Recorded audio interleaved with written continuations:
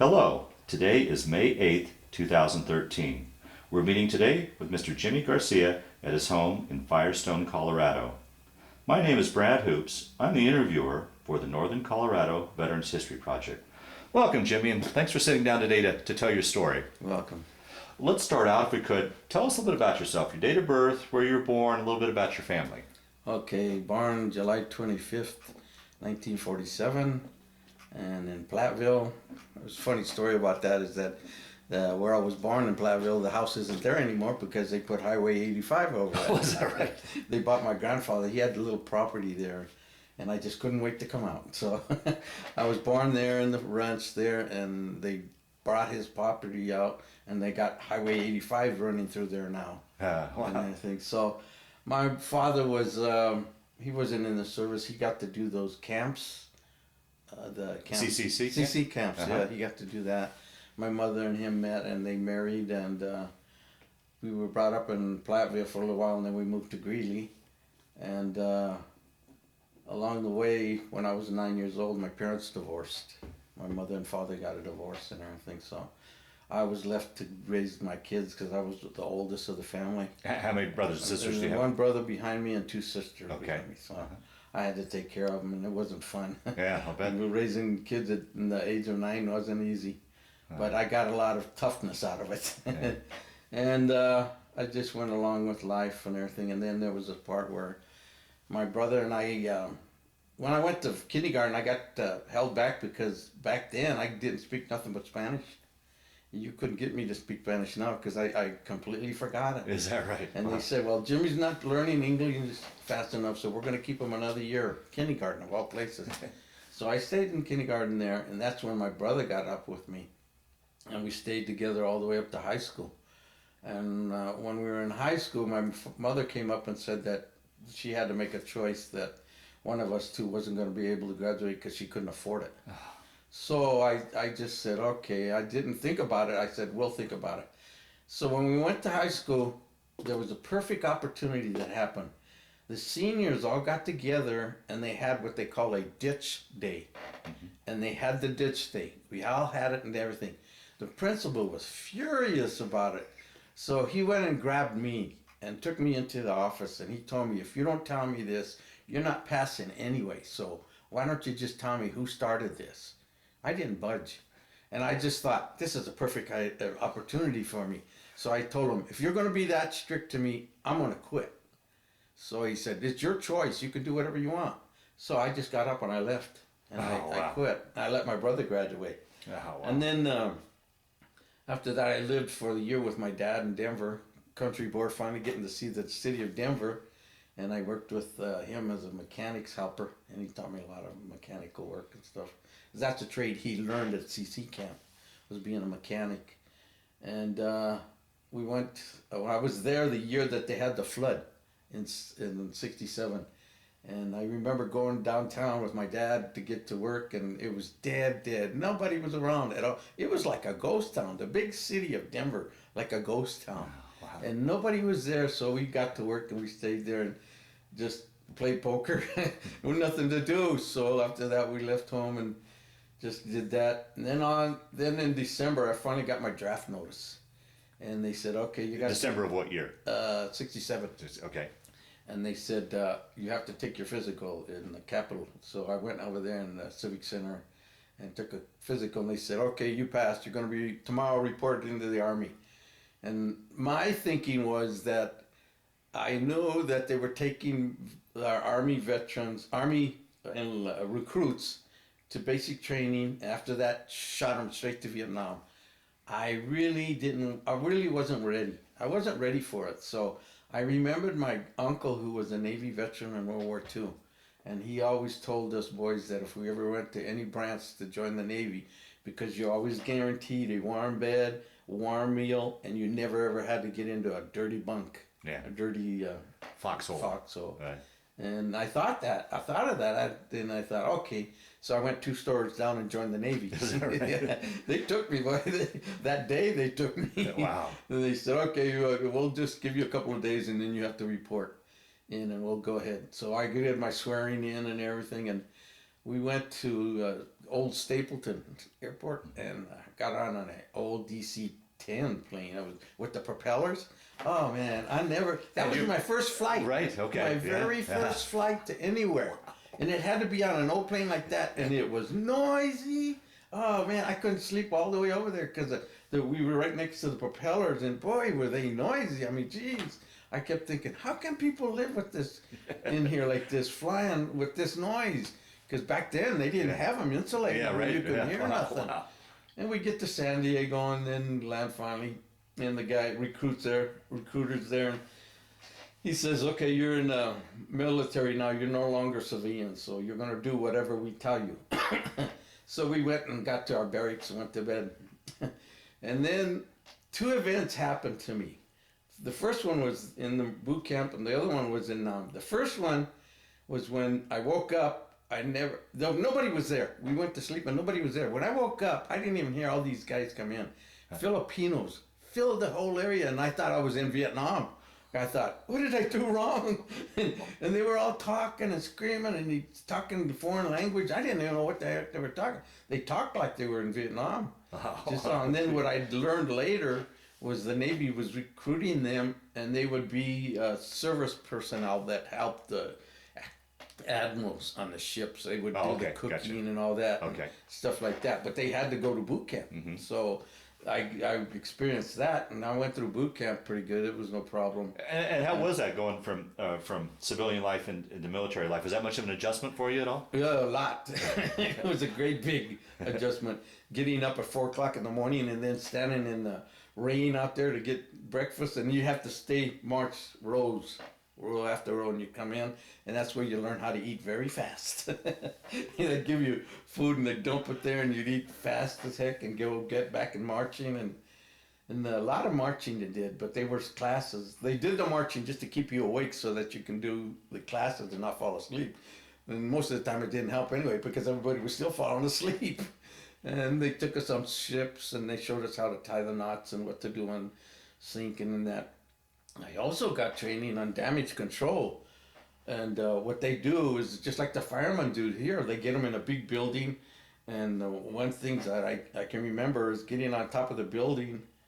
No, underneath the building, and they got smoke coming down. So you have to go up, and they taught you how to crawl up on the smoke and get to the very top. By the time you're on the top, you're so full of soot and black, it's not, I mean, you couldn't breathe. And then the second thing was how to do on a sinking ship. They'd get you in a building, put you on the bottom, then they filled the top with water. I mean, just solid water. And then they teach you how to open the hatch and shoot up, because that's not easy. I mean, you got all that tonnage of water coming down, and you trying to open the hatch and get out. If you're desperate enough and you're sinking, you'll get it. Wow. You'll do it, and that's one experience that I'll never forget. Yeah, I'll bet. Doing that. And then the other one was a gas mask chamber. We went in there, and there was commanding orders that you had to memorize.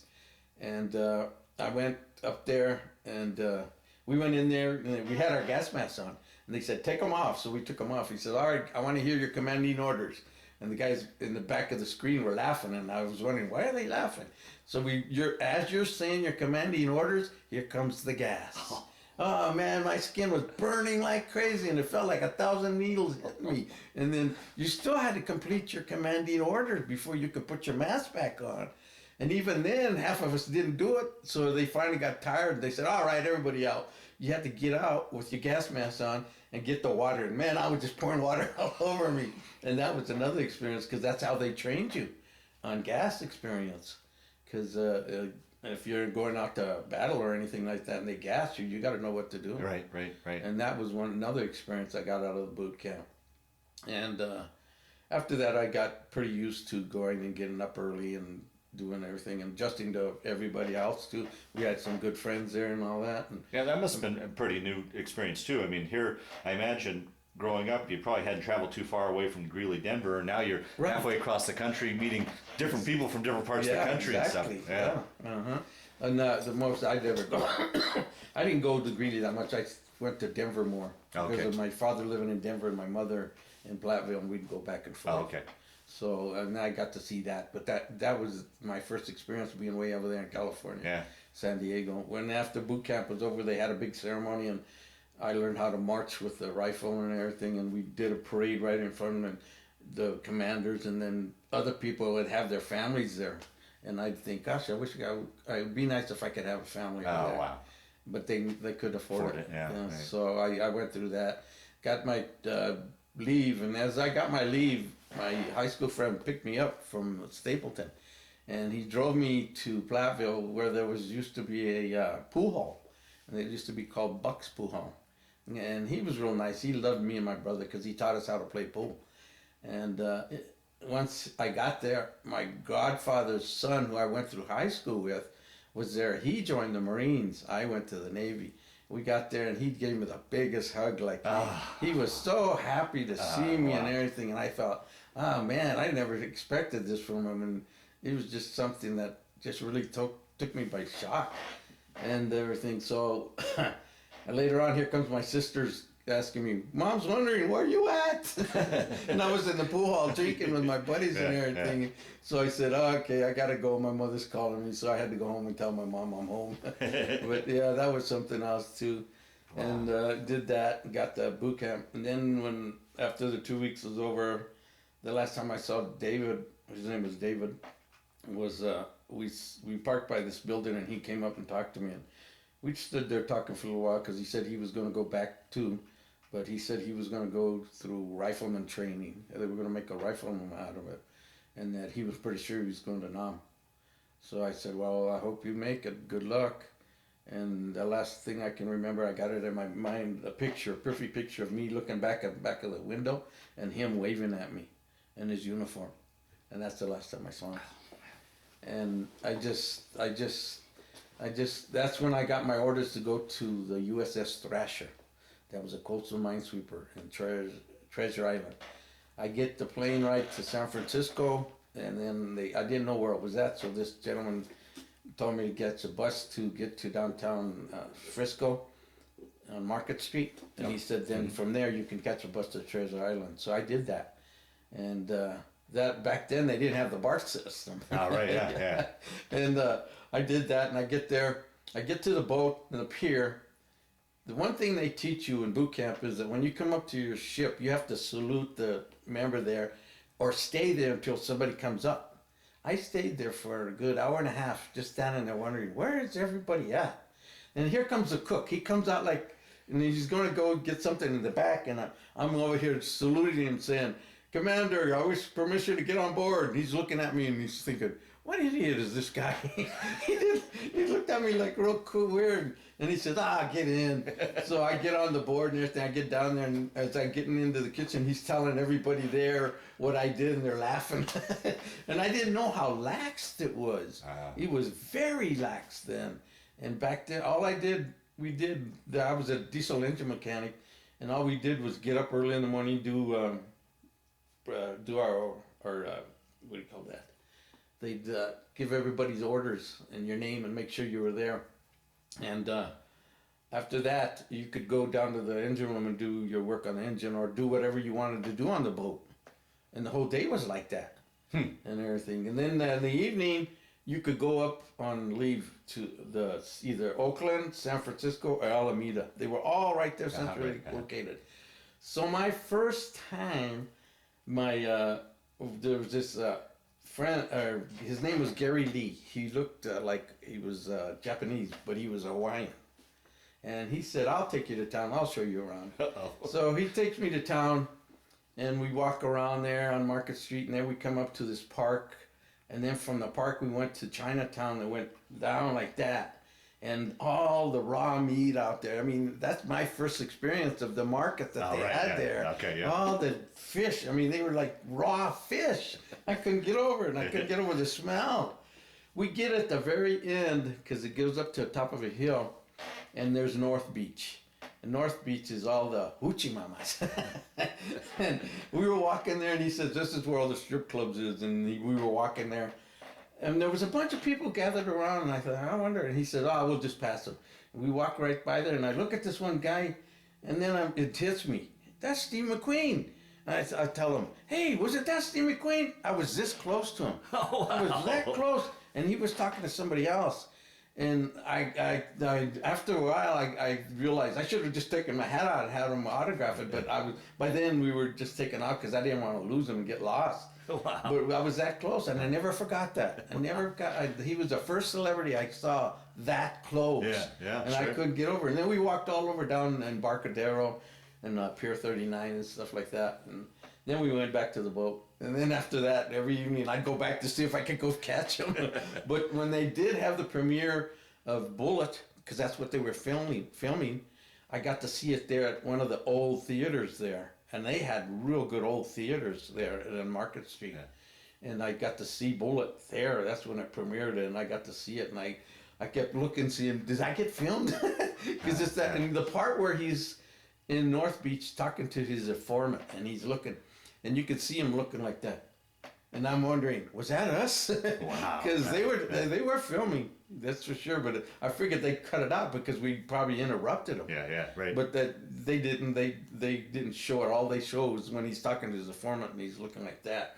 And I thought that had to be us because I never, I was just so fascinated with it. Yeah. And then we went through every other weekend we'd have one reserve crew. There used to be a blue and a gray crew.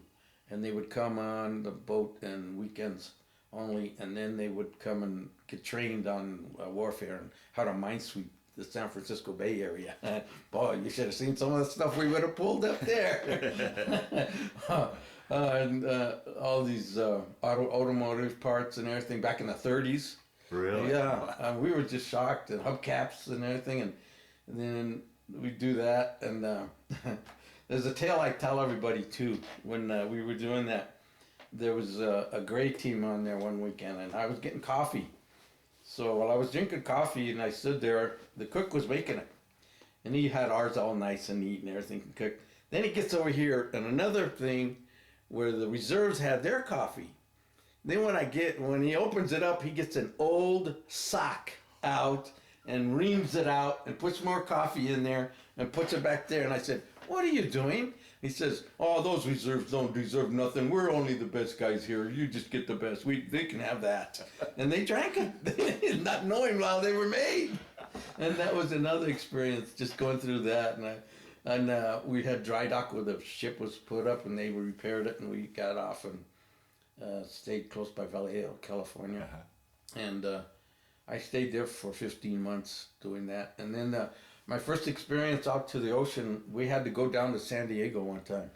And that begs the question. Here's a boy from landlocked Colorado going to sea. What was that like? Did you get your sea legs? And then talk a little about That's what I'm going to get ready to. Because we had to go way out to the ocean, then shoot down, and then come back in to San Diego. Because those waters outside of San Francisco are pretty rough, from what I understand. Yes, they are. Yeah. Yes, they are. And that's my first experience of getting seasick. We got out in the ocean, and man, I was down there in the engine room, and I could not stay still. I mean, the ship was just going like that. My stomach was going like that, too. And I just could not do anything. And then I thought, that's it. I had to run up there, and I had the dry heaves. And then I kept doing it. Then one guy finally says, "Here, come here. This will do it for you." He gave me some crackers. And I took the crackers, and it put my stomach down. I asked him, "You got any more?" And he said, "Yeah." And that's all I ate. The whole thing was, the whole trip down there was coffee, or crackers. Oh man, it was the only thing. Now, boy, that's the worst feeling I ever had. I felt like I had the flu. That's what you can compare it to. And it's just really bad. There was one time we were down, I think we were close to Los Angeles, and the guys down up on the top of the deck, they were yelling for us enginemen to come up to the deck there. So we came up, and they said, "Look on your side." And there was a big, beautiful whale going right by, and it just saw the hump of it. The hump of it looked bigger than the boat. And I just stood there, wow! And my first experience of seeing a whale. And it was something else. I mean, just right alongside the ship. And it was just really just going like that. And I thought, wow, and there are creatures out here that bigger than life here. I got to experience that. Then we got down to San Diego, and I turned 21. And San Diego's got, excuse me, a hill that goes up, and it's got bars on all sides. So I started on the end, went all the way to the top, and went all the way down. By the time I was down, I was so drunk it wasn't even funny. The MPs had to get me off the road because I passed out. I was so drunk, and then the commander sent one of the bosun mates to go pick me out of jail because I was down there. I woke up and I was thinking, where in the hell am I? Where's all these guys? Where are they from? And everything. And then he said, they were laughing at me saying, no, you came in all drunk. They just threw you in here. And I got back to the ship and the commander says, I don't ever want to have to do that. If I have to go there, you're out of here. So I said, okay, I'll be fine. That was just my 21st birthday. Sure, I wanted to celebrate. Yeah. So he did that and he understood. So what we did coming back though was we went to Long Beach. We parked there, and when we were in Long Beach, I finally got to see my first battleship, and it was the New Jersey, and it was parked there, and we went right in front of it, and I see why they call them tubs, because they go out like that. They're really big. I couldn't get over the guns, 16-inch guns. I mean, they were huge. I kept thinking, how in the hell can they sail up there like that? I mean, something that big? But from back to nowadays, what I hear about aircraft carriers, they're twice as big as that. Wow. And they go out to the ocean too. So yeah, but that was my first experience on that. I got to see the New Jersey and everything. And then we went back to San Francisco, and then I did the normal. Then finally, I think in February of '68, my mother wrote me a letter with the newspaper clipping about David being killed. Oh, jeez. And I asked my commanding officer if I could go to the funeral, and he said, no, you can't. You can't do that. He wouldn't let me. So I turned around, I said, I was young and wanted to get revenge, so I said, is there any way I can get them Vietnam too? Really? And he said, well, let's see. He says, you're an engineman, and they got boats over there, and they're taking enginemans like nothing. Do you sure you want to go? I said, yes, I do. I wanted to get revenge. Yeah, wow. Since I couldn't go to the funeral, I wanted to go over there and get my revenge. Wow. So I got 30 days leave, and I went back home, and I saw his grave and everything, and talked to his brothers, and I had a good time because I knew I was going to go overseas. I didn't tell everybody that I volunteered. I told the whole family that I got orders to go. So everybody was pretty well scared because they thought that I'd probably go over there and get killed too. Right, right. And they gave me a party too before I left. When I was there, I asked my high school sweetheart if she'd marry me. She turned me down. And I think it was because of that. She was too afraid of me going over there and her being a widow right away. Right. So she said no. So I said okay, and I just went out and partied the whole time I was there. And then after that, the last party, they gave me a big banquet with all the family there, and they had, barbecues and stuff like that. We had a party like that, and then that was over. And I went back, and I was assigned to Vallejo, California. And that's where I went for the training to go overseas. And I met the ships there and everything. And the funny thing about that was that all the guys reported in, and that Monday was the roughest Monday because we had to get up at 4:30, get all ready. By 5 o'clock, we were out there jogging 5 miles. We had a Marine train us. Oh, geez. And you better believe, if one guy fell back, the whole group had to go back and get him and then start all over. The whole group again. And it was hell trying to get through the 5 miles doing that. And then by Friday, we were all good. I mean, it was all fine. And the Marine would always say, you guys are worthless. You guys ain't going to do nothing over there. So the one thing the Navy did was on the weekends, they let us go. And Vallejo, California was one big party town. I mean, they had parties like you wouldn't believe. That's all we did all weekend long was go to every single party, get drunk, and then Sunday night we'd be dragging back into the base. Monday morning, here we go again. Here we go again. And he'd be cussing us out because you guys are worthless. Why you go party so much and everything? We did that the whole 7 weeks we were there. And we all loved it, just getting that Marine mad. Yeah. And what they did was they trained us. They gave us training on what to do on boats, what kind of boats they were going to be on. We got to go on some of the boats and go up the canals by Vallejo and do some training that way too. And I got to see the diesel engines and see what they were like, and got myself familiarized with them. Let me back up a little bit. How did you get into diesel mechanics? Because of your civilian life prior to being a With mechanic? my father. Okay. Yeah, Okay. because they saw that. I put it on. Gotcha, okay. What I was doing, I wrote it down that I was a mechanic's helper with my father. Gotcha. Okay. So that's why they naturally thought, okay, Right. we'll make a diesel engine mechanic out of Gotcha. him. Okay. Yeah. So that's why they did that. Now, did you go to mechanic school after basic training then, or how did? No, I did it. No, I didn't do any training except for hands-on training, because on that boat is where I got all the Really? trainings I'll on be a done. big diesel engine. Okay. There's a movie out called Sand Pebbles, and with again Steve McQueen, Yeah. and he goes down, and there's a scene there where he goes down and shovels the steam for the engines, these diesel engines too. And I thought about that too, and I'd go talk to my engines. I go down to the bottom and I talk to my engines and everything, and I'd say, "Okay, babies, we're gonna make it through this," and just like he did, and I can relate to Wow. that. And that's how I got my training, was just hands-on. Hands-on, huh. I didn't get no schooling on it back then, because all they did was just give you on-the-job training, Yeah. and that was it on everything. And then when I went and got the training on the smaller diesel engines on the boats, I was able to adjust to them too. Okay. And that we did that. And then along the way, the end of July, they sent us to what they call a survival school. Yes. So we had to fly from Vallejo, or not Vallejo, Travis, I think it is, Air Force Base there. Right. We got the plane there, and we flew over to Whidbey Island. They got our airstrip there. Now, where's that at? That's been in the news lately too. That's over there by Seattle, Okay. San Juan Islands. Okay, by okay, there. okay. It's got its own little island there, and we were trained on it. We get down and they take us to the barracks, and then we'd go have classes on what to expect for sexual diseases and everything, and they show you pictures that scare the living hell out of you, and then they show you how to survive and how to cook animals and what to do if you're out in the jungle by yourself, and survival. That's what it is, all survival school. And the best part I liked was the rappelling off a cliff. They showed us how to do that if you didn't have any ropes or anything, and how you could make your own rope and then just rappel down. I really enjoyed that part. I don't know what it was. Yeah. It's just that it was something new, Yeah, and I really yeah, enjoyed it. yeah. I got a lot out of it. And then they go take us out in the middle of the forest. Well, and the forest over there was thick back then. It made the Rocky Mountains here look like nothing. Yeah, I mean, yeah. and they were thick. And they said, "Okay, you're out on your own. Get out of here." And we'd look and say, "What do you mean?" And they started telling, "Okay, I want you guys to go over there and try to hide as best as you can. And if you're caught, you're going to be taken into a prison camp. And if not, we'll just take care of you."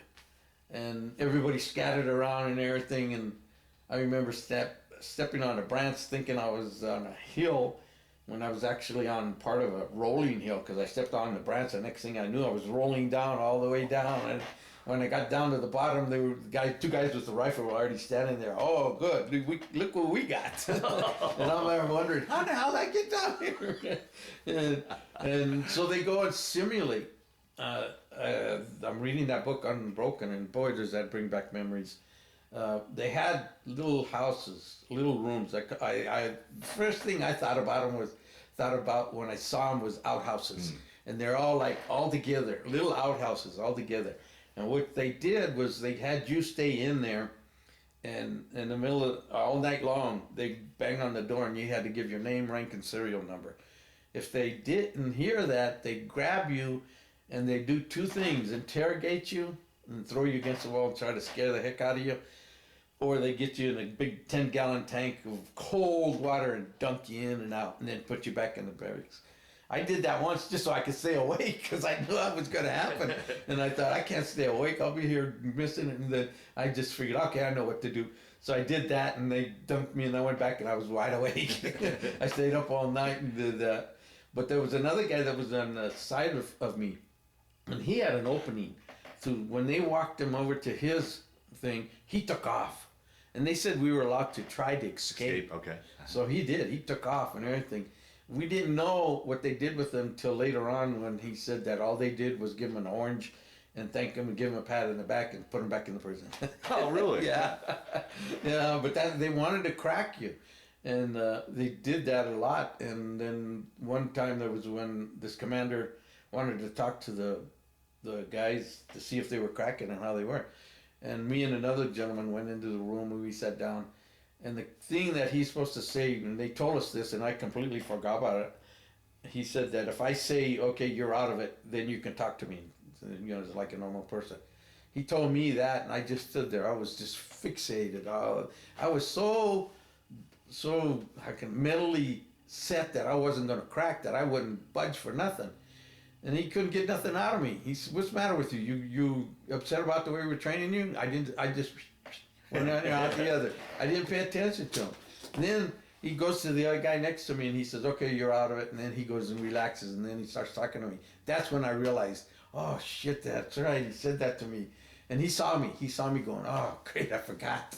And he saw me, but he got done talking to him and he let him go. And then he looked at me and he says, "Okay, you realize what you did?" And I said, "Yeah, I didn't realize that you said that." And I was trying to get myself mentally set to that I wouldn't crack. And he says, "Well, that's good." He told me that was a real good thing because that's what they're looking at.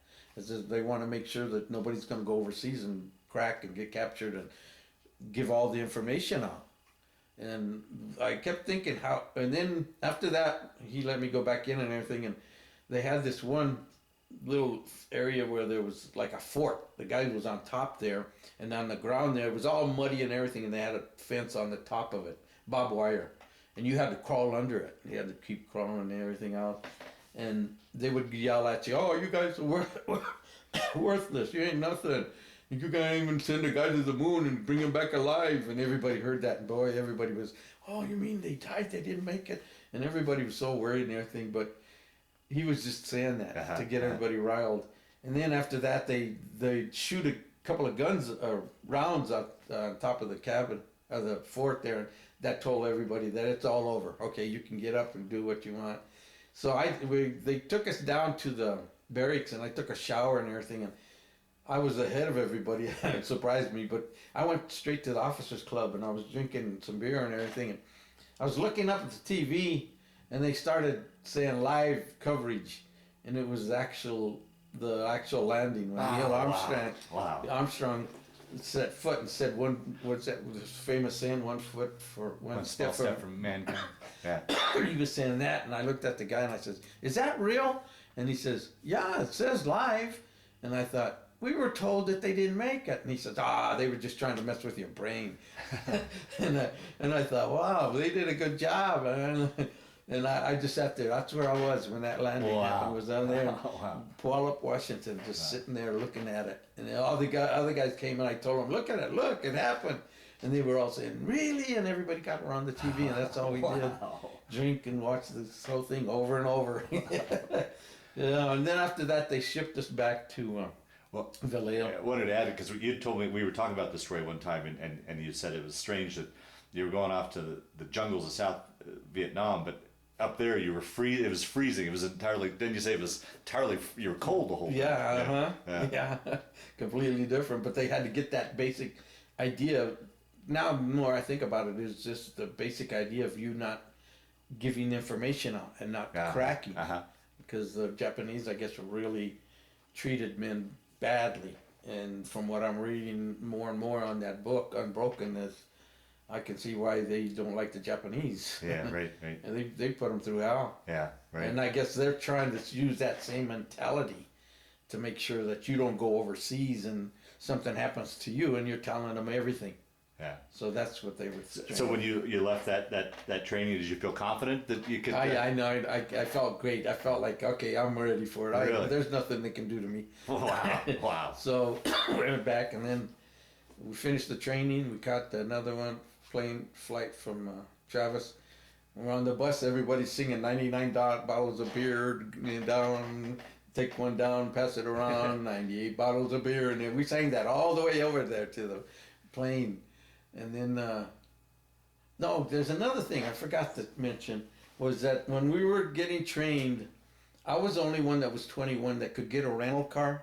And our last weekend, we were told that this is going to be our last weekend, that the next week we're going to be shipped off to Vietnam.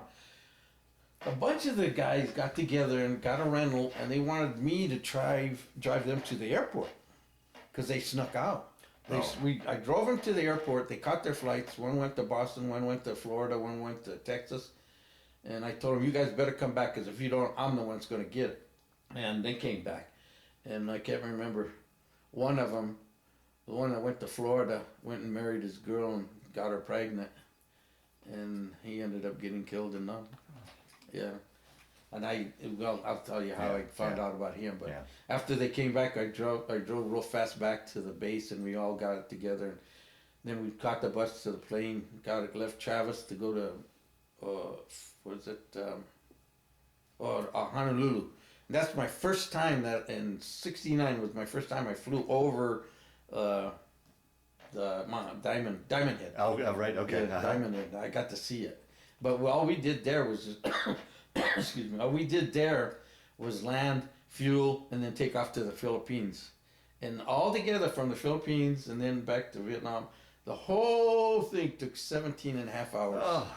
And I'll never forget that. Boy, I never thought, it was so long, and geez. All we did in the plane was play poker. And we get the stewardesses to play with us. And we did that, got to Saigon, and once I got the plane, the land and everything, and I got off the plane, from the top to the bottom, I was sweating because it felt like a blanket. Yeah, talk about that. I've heard that so many times from guys when they open that door and you walk out for the first time. You feel the hot air coming in, and it's like a blanket hitting you. Wow. And you're just sweating like a son. By the time you get down to the bottom, I had a ton of sweat on me. And I thought, God, what did I do wrong? And then they took us to a little cabin, and they said, okay, you're all going to go to Saigon and then go to this hotel, and you're going to be there for 4 days or something like that while they get your orders to go where to. Now, were you at this time, were you in a unit, or were you coming over as a replacement? A unit. We were in a unit. Okay. All the Navy guys were. Okay. Yeah. And they told us that we were going to be doing the river boats, and that we had to go to Saigon first. And then from Saigon, we went to the hotel and reported in Saigon. When we got to Saigon there, across the street from the hotel, there's a big crater. And they told us, everybody was wondering, what the heck is that crater there for? And when we got in, we asked, what's the crater outside for? And the guy says, we got hit. And that's all. But we got out from other guys there, was that, and they told us not to do this, that a bunch of guys would get together in a group. Once they brought the candy out, all the kids would, oh God, GI this, GI. Well, what the Viet Cong used to do was they would strap booby traps on the kids. Oh, and they had one kid go right up to the group. Blew everybody apart. And that's why the crater was there. And we found out later, that's what because when they finally told us, okay, you guys are going to be able to go out, but don't go in groups, just go like one or two. Because they said that if you go in a group, that's what happens outside. And everybody was just all fascinated, just like, oh wow, what do we get into? Wow, yeah. Oh, and that's an experience. yeah. And then after the 4 days we were there, that's where I got to meet the famous girls of buy me Saigon tea. All they do is you buy them Saigon tea and you think it's hard drink. It's just water, and that's all, or tinted water. And they drink it while you're taking your money getting drunk. Champagne, $25. And I learned that real quick. No, I'm not gonna do that again. And then after that was over, we finally got our orders to go to the Mekong Delta. And my first boat, I went to, I think it was the Benoit. It was a big ship that took the boats along the side. Mm-hmm. And we got there, and they told me, you're going to get on this boat, and you're going to go to a canal, and get assigned to your boat. So they told me the canal was the Vintay Canal. So we went up there, and I got my commander. I told him I was reporting in. He said, well, we've got too many of you mechanics here. They got too many, he said. So what they did, I was supposed to be on a tango boat, was what I was trained on, and a little bit on the alpha boat.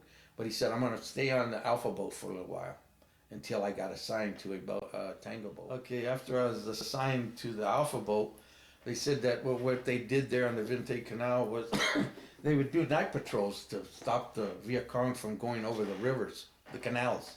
So we'd go out there and park ourselves and then spend all night there. And when I first got there, I noticed that mostly when they got hit on the boats, they were like further down from us. But they had radios where they would talk to them and say, "Oh, we're getting hit. We're going to do this." And my first experience was that they hit a boat further down on us, and the guy was really yelling and screaming and crying, and you could tell something bad happened. And we were so far back, we couldn't do nothing. They told us to stay your base, your ground, hold your ground, and don't move. And there'll be help over there. That's when I saw the helicopters finally come and get them and stuff. And one thing that I taught us too on the boats like this, the tango boats, was that never sit on the top because you were a perfect target.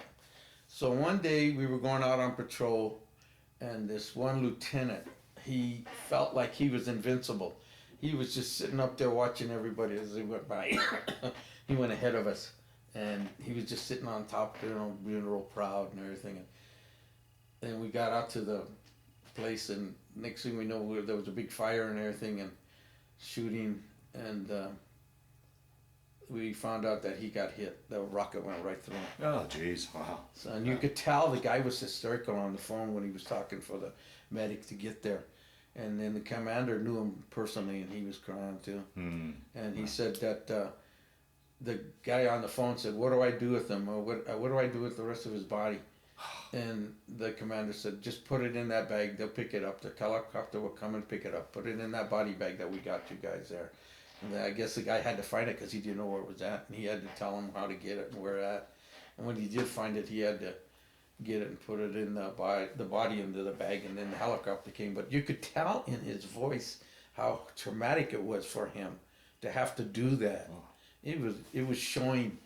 And my experience on the Vente Canal was, right now, like you see the clouds out here now, as I was bringing my kids up and everything, they were always wondering why, when there was a big thunderstorm that would come by and it flashing lightning and all the clouds being like that, that brings me back to there. Does it really? Yeah, because that's what it was like. You'd be on the canal and you could see all the flashing going on like that. Wow. And you knew what was happening. Wow. And I tell my kids, I hear voices. It's just my personal voices. That's all I told them that I'd hear. Because I would always hear them talking on the phone, crying and screaming. And I did that. My first experience in combat was on that Alpha boat. We went out on a patrol, and we were going in. I was in the back. I had my flak jacket on, my helmet, my M16, and I was crouched down like this in the back by the engines. And next thing I know, we got hit in the front, and it boom. Next thing I know, I was just laying flat on my back. My legs flew up, fell down, and I was laying, looking up in the air. And then I don't know what made me think. I just stood there. I looked at the wall. I kept looking at the wall, thinking, and it's true. My whole life went in front of me. I could think of the last time I saw my family, the last time I saw my mother. And the funny thing was that the last thing I saw was my mother, my father, my brother, and my two sisters leaning over at me like, why am I laying down? And then that's when that other gunner right by me, in front of me, he yelled at me and says, "Get the F up." He yelled, literally. Yeah. And that shocked me. So I finally got up and I started shooting my M16. And as the boat was moving, well, I kept seeing these flashes, not knowing it was the bullets ricocheting off the rocks. So I kept shooting and shooting. I kept going like this. And next thing I knew, I shot a round right across his chest. And when I saw that, I really felt so bad. I thought, oh my God, I almost killed him. It's the worst feeling you could ever have. And it's like, oh, what am I going to do? And he just looked at me like he was wondering if I was crazy, if I was going to go kill him. But after that, we didn't have enough time to think because everything happens in seconds. Yeah, right, yeah. But it feels like a long time. And then the boat was finally turning around, going back. He got back on. He had a 20 or 60 millimeter machine gun. The Vietnamese that was across him had a 50 caliber, and he couldn't get it to work. It was jammed. Oh, so you had South Vietnamese on your boat as well? Yes, we did. Okay. Yeah. And what I did was I pushed them aside. I was full of adrenaline by then. Yeah. I pushed them to the side, picked up the clip there, took the rounds off. I saw there was a pin jammed in there, pulled it out, put the bullets back in, flipped it back down, cocked it, and then started shooting the bank like crazy. And just shot it all over. And then we finally got back to the base. We ran out of bullets because we sprayed that whole area real good. How wide would the canal be? I mean, that you're going. Oh, they're really. I think they're about 10 to 15 feet wide. Oh, geez. They're not that wide at all. And when we got back, the guys met in the back of the boat, and for some reason, I guess they said that it's normal when anybody goes through combat. I started shaking. Yeah. I just could not stop shaking. Yeah. I kept thinking, what the hell's going on with me? And then everything. And the guy said, he saw me. One of the other guys saw me, and he says, okay, come here. He knew what I was going through. Good old Jim Beam and I. Yeah. He knew what to get. He grabbed the Jim Beam. He said, here, you drink this. That'll calm you down. Sure enough, I started drinking it, and then I could feel myself coming back down to normal. Wow. And it's like you're so high right. that when you're finally getting done, you come back down. When you're coming back down, you're shaking. I mean, you just don't know what the heck's going on. I've had other veterans tell me that when they went through their combat and they got shaky, they had some guy come up to them and choke them real good like that, and then let go, and then they felt like they were normal. And I told them, no, that never happened to me. I had a friend named Jim Beam, and ever since then, after that, we went back and everything. We looked at the damage because a big old gaping hole. I got a picture of it downstairs on the boat and everything, and I'm just thinking, God, how did we survive this? We didn't sink. I thought we were going to sink for sure, but no. And we went back there, and as we were going on a patrol one evening, I got word from another friend that heard about the other guy that was from Florida. He was killed. Mm-hmm. And they told me he was on an Alpha boat too, and he was on the front gunner.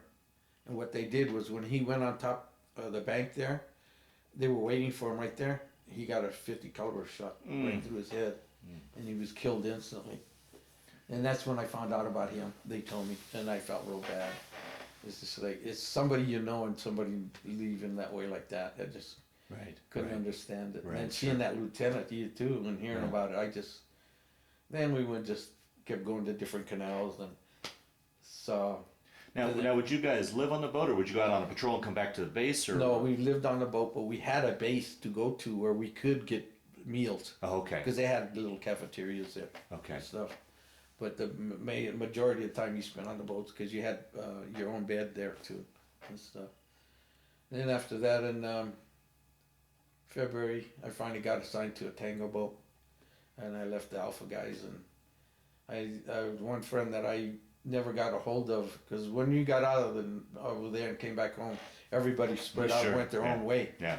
I finally, after 43 years, finally got a hold of one of the guys on the Alpha boat, and he lives in West Virginia. I found it through this organization because he's in the same club too, and I called him and he started crying. And I told him who I was, and his wife says, well, she answered first, and she says, well, don't feel bad if he starts crying, because I'm going to tell him who you are. Yeah. And she said it, and sure enough, he was crying. Oh, wow. Yeah.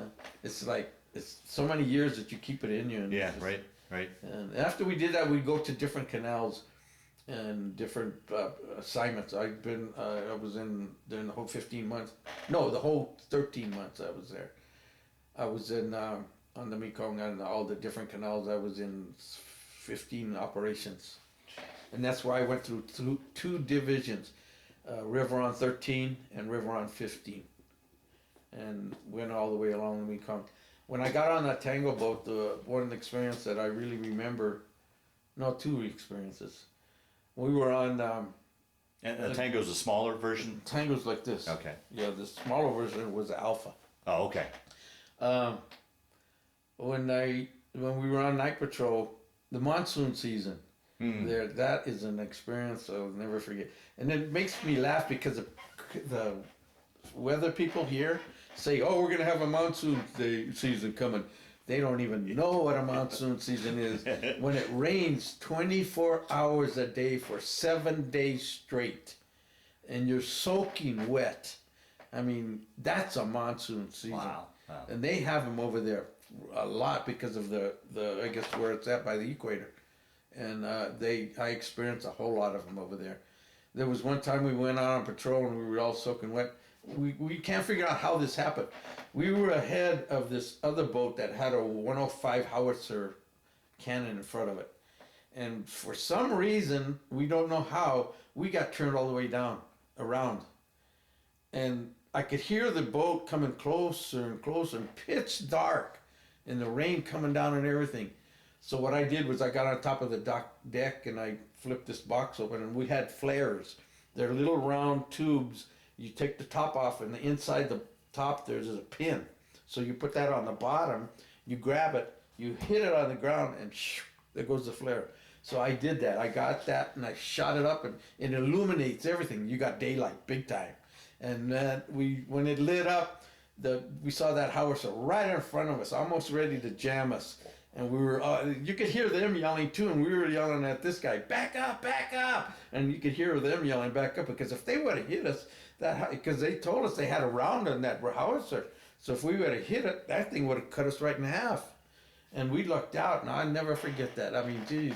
And everybody went back to the base shaking and drinking, because, oh man, we just couldn't figure out how we got turned around.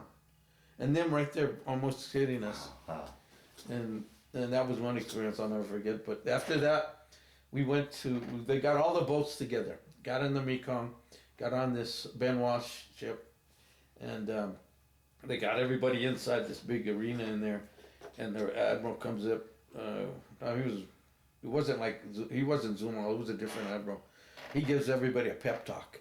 And I felt like it was a John Wayne movie, because he was telling everybody, we're going to go into Cambodia, and this was June.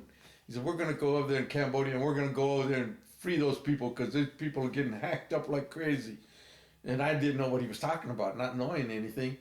So he got everybody all pepped up and everything, and he says, all right, everybody get up, we're getting up early to go in. Secretly go in, they won't know we're coming. So, and we had the Vietnamese Navy with us too. So I had to get up at 4 o'clock in the morning, because I had to get the diesel engine warm and everything.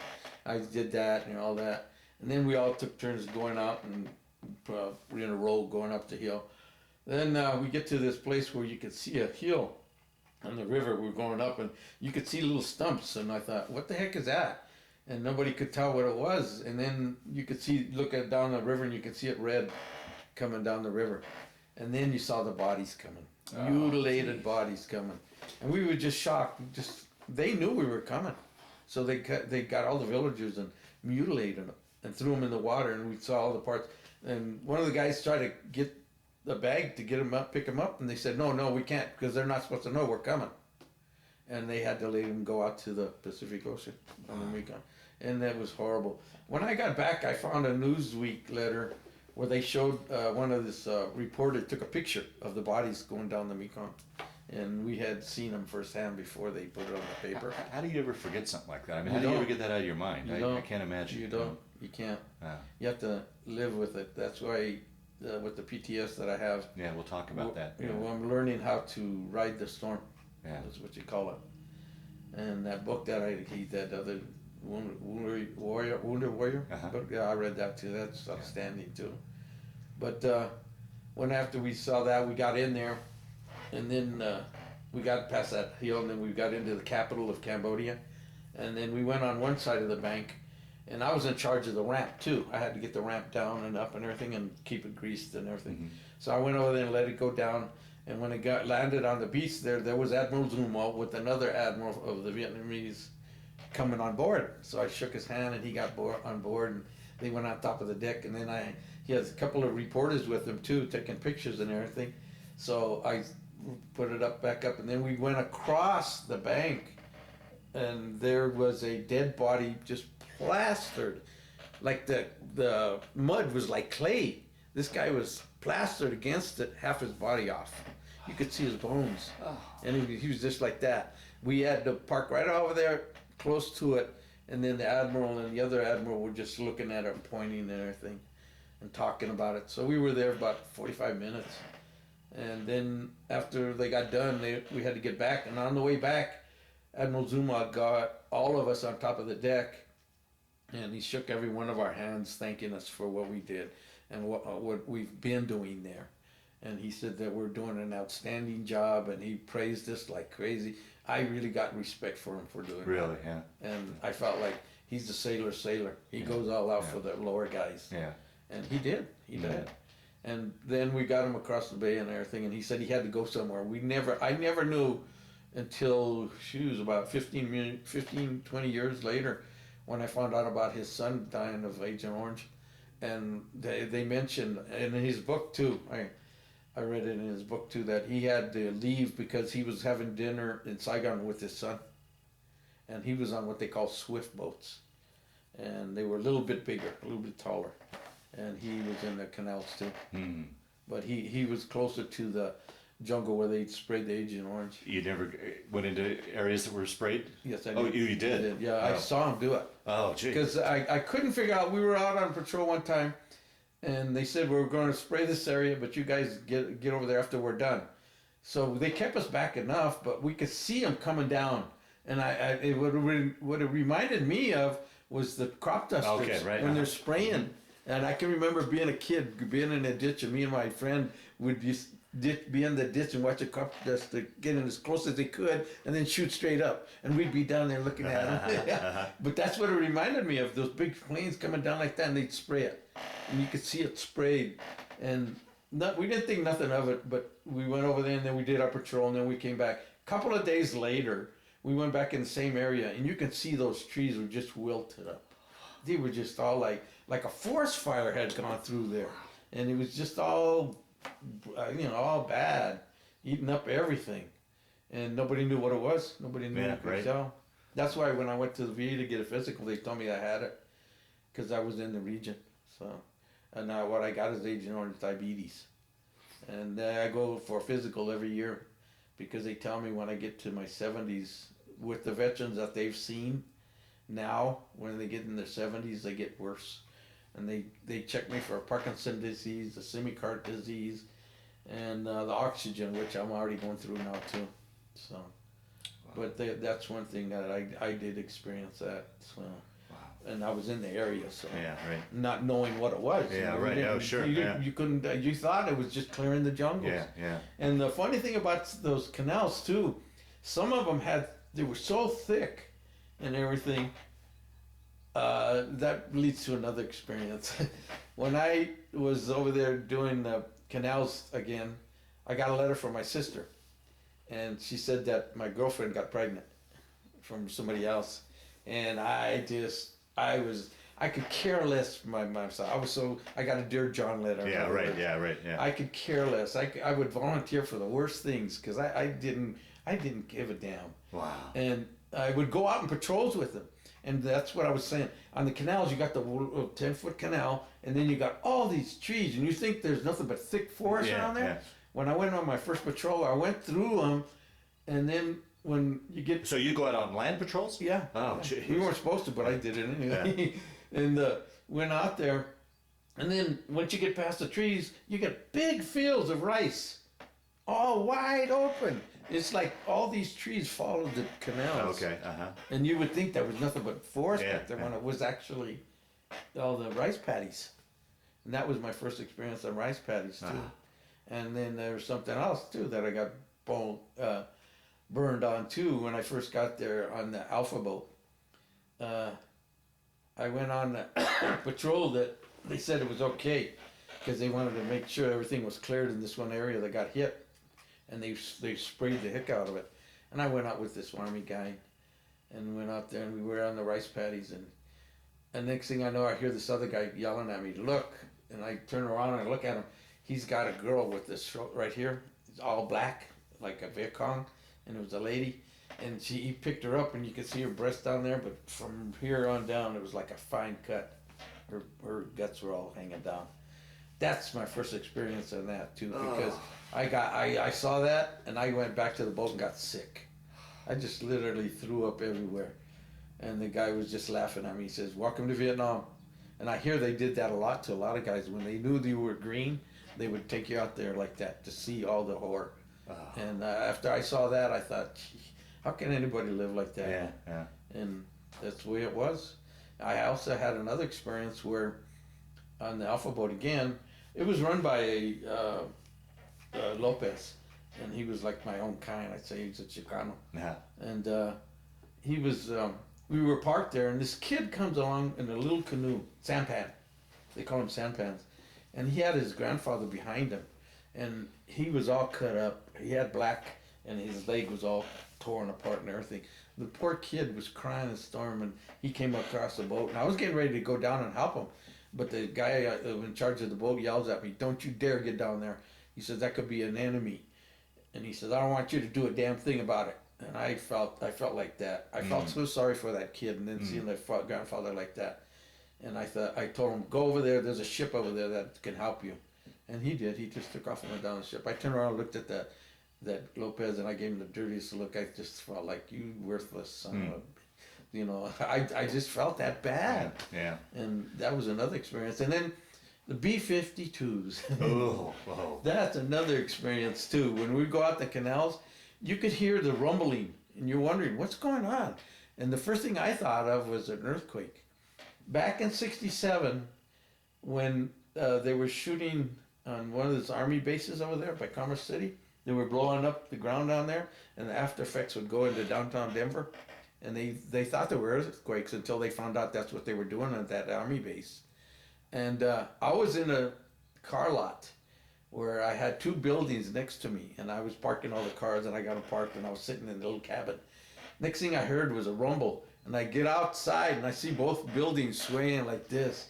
I never felt so helpless in my whole life. That whole day I was so shaky, and then I got those cars out and nothing flat because I was all adrenaline. That's what it reminded me when those 52s had landed and we felt the ground shaking and everything. The first thing I thought was, it's an earthquake.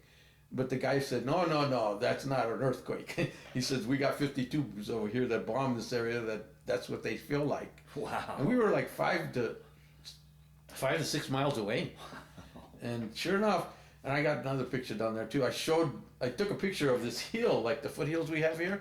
Half of it's chopped off because the B-52s bombed it and just literally chopped it off. And I learned about that too there, because that was another experience in hearing that. Then another helpless feeling was that we were in an army base one time, and I was on a tango boat this time. And we had to dock there at the base and get all our equipment, bullet rounds and everything. And while we were there, they let us go to the barracks and use their showers. We were in there showering, and I got done, luckily. And then you hear the sirens going off. And you're wondering, what are we supposed to do? And the guy's yelling, get to the bunks, get to the bunkers, get to the bunkers. Everybody ran in there. Guys were on there, towels and everything, running in there, and we were sitting down there. And then you hear it. You could hear it, boom. It's like a giant hitting the ground, boom. Boom, get closer and closer, and that's all I felt was, God, how big is that thing coming? And you can't do nothing. You can't. That's the worst feeling I had over there. Was that you couldn't do nothing. You couldn't shoot back or anything. You'd feel them, you hear them, and that's it. And that's a hearing and feeling that you will never forget. Wow. And that was something else too. And then after we got done and everything, we got back and got our boats and took off. But we saw where the craters were too. And you saw that, and you could see the steam coming up from the ground too, that like it was fresh. Wow. And they said, "Oh yeah, we get here almost every day." And we're thinking, we're not coming back here. Well, I mean, let me ask you the question kind of related to that. I mean, I envisioned as you guys going up these canals as being like the shooting gallery at the carnival. I mean, that's right. That's right. We were sitting ducks. That's right. But we had orders to go out there and patrol the area and keep the enemy from crossing. Because we were over there close to the Ho Chi Minh Trail too, with the Vintake. Now we were close to the Ho Chi Minh Trail and the Cambodia border. Really? Yeah. So we had to keep them from going with their traffic and bringing ammunition. That's the purpose. But they knew we were there. That was the killer. They knew we were there coming, so they set traps out there and hit and runs. We would go run right into them. Oh man! And there was nothing we can do about it. You knew they were there, but. And they knew we were there too, so it was just an ongoing thing. And after I got that, I got word that Nixon was cutting a year off your service because I had joined the Navy for 4 years, and I was there, and I just needed 3 more months to get 3 years. So they said, okay, if you want to stay 3 more months, you can get a year cut off your branch. Your service. So I said, okay, I'll do it, because I was thinking that I would still stay there at the Mekong or Saigon or something. Right. And I signed the papers and everything, and I said, okay, you're set. And then I get orders to go to Da Nang. Up north. Yeah, Oh. up north. And I thought, oh man, I made a mistake. I thought I'm going to go to where it's worse. And in actuality, it was the easiest place I was ever at. Oh, really? Okay. Yeah. Oh, good. Because I was on the Navy base there, and they didn't get much action at that time because it was 70. Okay. And by 70, they weren't getting bombarded or nothing that much there at all. And it was during the Vietnamization when Nixon had them turn over the boats and everything. Okay. Uh-huh. And all I did there was train them how to do the diesel engines. And then we'd train them and we'd give the boats to them and we'd see them park them in villages and move their whole family in them.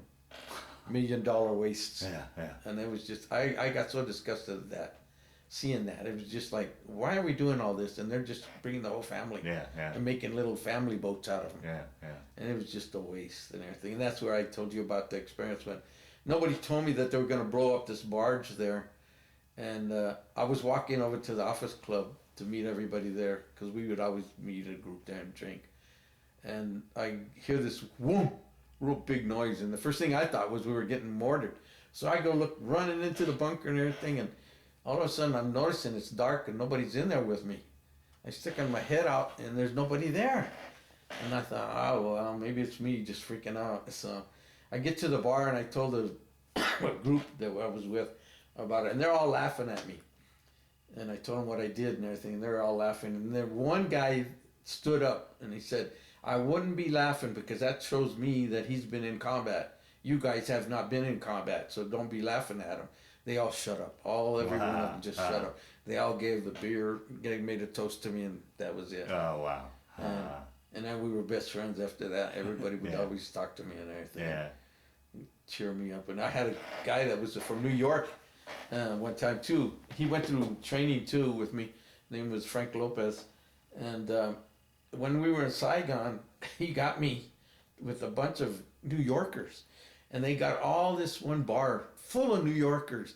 And they got them all up there in the chairs and everything. Took a group picture with me right in the middle. And I'm saying, I'm the only Colorado on here. What are you guys doing? They wanted me to take a picture. wow. You know, they're all looking down at me. Oh, wow. And I wish I could find that guy because after he went back, after I left, I never saw him again.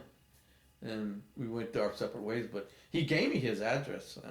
Every time, like with the 9/11, I kept thinking about him too. And if he would be there too. But you know, I'm learning how to reach out more now, so I can try to find my friends and shipmates and boatmates, and so we can all sit and talk and Right. bring a lot out. Yeah. Right. Because right. I'm learning how to comfort myself that way too. Oh, excellent. And that was that I thought was my experience of am I going to be this way when I get home?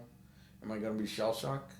And yeah, when I got home, I couldn't go to fireworks displays for 2 years because I would get jumpy. I would get nervous.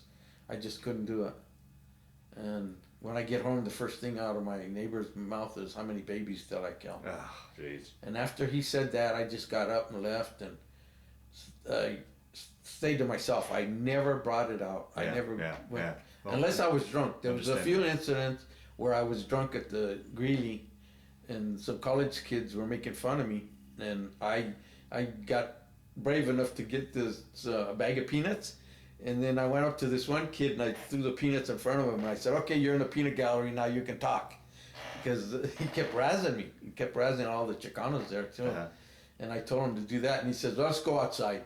So I get outside and he and I both turned around like that. And man, everybody was out there. Everybody was out there just like when they were cheering him on to beat me up. And I'm thinking, what the hell did I get into? I was so drunk. And then he said, look, he noticed it too. He said, I don't want to put up with this. Let's go on the other side. We went on the side of the building where the garage was, and everybody followed us. And then I had a friend come up to me and say, I got a gun. If you need it, just let me know and I'll slip it to you. And that's when I said no. And the guy that was insulting me, he heard him telling me that. He got real friendly with me too. And I said, I've already seen enough shit. I don't want to bring it home. I don't want to fight. I don't want to see people getting killed. I don't want to do it. So we all apologized and everything. And my cousin that day hated me from then on because he thought I should have fought him. And he never knew what I went through. Yeah, right. So like I said, I never told nobody. I kept it to myself. Yeah. Well, let's go back. I just got a few questions about Vietnam, and then we'll talk about you coming home and the post-Vietnam years. How was it? I mean, I look at the life over there, and you know, you're in these an entirely different environment than Colorado, dry climate, and you're in these wet conditions. You probably weren't eating properly. You probably weren't sleeping properly. Sea rations. You know, hygiene probably wasn't good. The best. Yeah. I mean, in my mind, any one of those by themselves could knock a man down. You had all those plus the stress of war on top of that. How do you think you made it through that time period? I mean, The Navy, just as I said, when I joined, took good food, had good food for you there. They were sea rations for a little bit, but when you ever got to bases, when they had their cafeterias there, you could have steaks, you could have good food. I mean, the Navy always provided, even on the ships, they always had good food for you. That's one thing they never did, was they always made sure you had a full stomach. Okay. And decent food. Yeah. And whenever you were out on patrol, yeah, you had these damn packets of sea rations that you had to boil and that, and I got used to them. But other than that, you know, it never really hit me that much because Really? I felt comfortable. Really? Yeah. And you adjusted it. The heat too. I would finally get adjusted to the heat being outside. I learned how to keep myself busy overhauling these engines and having a hat on, which I still have downstairs. and just keeping yourself busy was a secret, and moving around, and you know, and going out patrols too. Because when I got that letter, I could care less what happened to me. Wow. It was like I wanted to get killed, but I couldn't. Yeah. Wow. and I lived through it. And I was amazed when I got here. When the plane landed over there in Long Beach, I kissed the ground. I literally got off that plane and kissed the ground. Wow. And everybody else did too. All the other guys did too. Well, and all these people over there in the airport are looking at us like, "You guys are crazy. What are you doing?" Wow. Yeah. Well, and what was it like? I mean, Vietnam to me was the war. You know, it seemed like previous wars. There was the front line. You knew where you didn't know friend or foe. Who, like that little kid in the boat, you didn't know if he was Right. a good guy or if he had a bomb strap. I mean, Yeah, it seems like you hard. could never let your guard down. I mean, That's true. That's true. That's what Lopez, I think, was trying to relay to me, was that never ever let your guard down, because it could be a kid with a bag in his back and it's a bomb. Because that's like in Saigon, that's what happened. Because they brought the candy out, and boy, every time you brought candy out, man, you had tons of kids all around you, underprivileged kids, and I didn't feel comfortable seeing that. Yeah, right. Because Sure. that made me feel sorry for them, and them living in an atmosphere like that. Yeah. It's just, you know, you bring that home too, and you just try to hide it. Yeah. Wow. And Your whole time in country, did you ever get away for R&R? the thing I was doing, my mother, I would ship her $200 every month. And that's another thing that I would do after a battle. I'd be counting all my receipts, my stubs, my money order stubs. And by the end of the war, I had sent her close to $2,000. And when I got home, I found out she spent it. And I was so disappointed. And I had to go get drunk again and down on my sisters, why did they let her do that? And all she saved was $600 out of it. And she was dating this guy who was having her buy all this stuff for him. And and then my car too, my 56 Chevy. Tell that story. When I left, I had the 56 Chevy, and I told my mom to take care of it. It was a convertible. And I bought it against my dad's orders. That's another thing too. My dad and I would go at it like Sanford and Son. We would argue. We went one time, and I tried to get this 57 Chevy one time, and the salesman was sitting there talking and ready to get papers all signed. My dad didn't want me to have it. He said, "Nope, I'm not going to sign it." He said, "Nope, I don't want you to have that."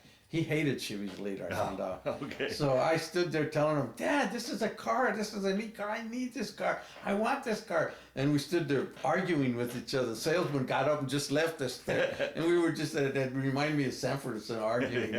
And we finally just left, and I never got it. But I found a place that took the money from me for the 56 convertible, and I went ahead and got that without his permission. And when he saw it, he says, "Oh, you made a big mistake. You don't know what you're getting into." And it was a good car. I really enjoyed it. And I used to drag it over here on 66. Where on 66, right before Platteville and Platte River, there's a long strip right there. And that used to be a drag area. Oh, okay. All the high school kids would get there and drag their cars and stuff. And that was famous. But they got rid of that finally. But I did that with the 56. I left it home and I told my mother, "Mom, take care of this. I want to be back. I am going to be back." And she said, "Oh," she didn't answer me. She just put her head down. And I think she was thinking that I wasn't going to come back. And sure enough, when I get back and I asked her, "Where's my 56?" And she looks at me, "Mijo, I sold it." And I said, "What?"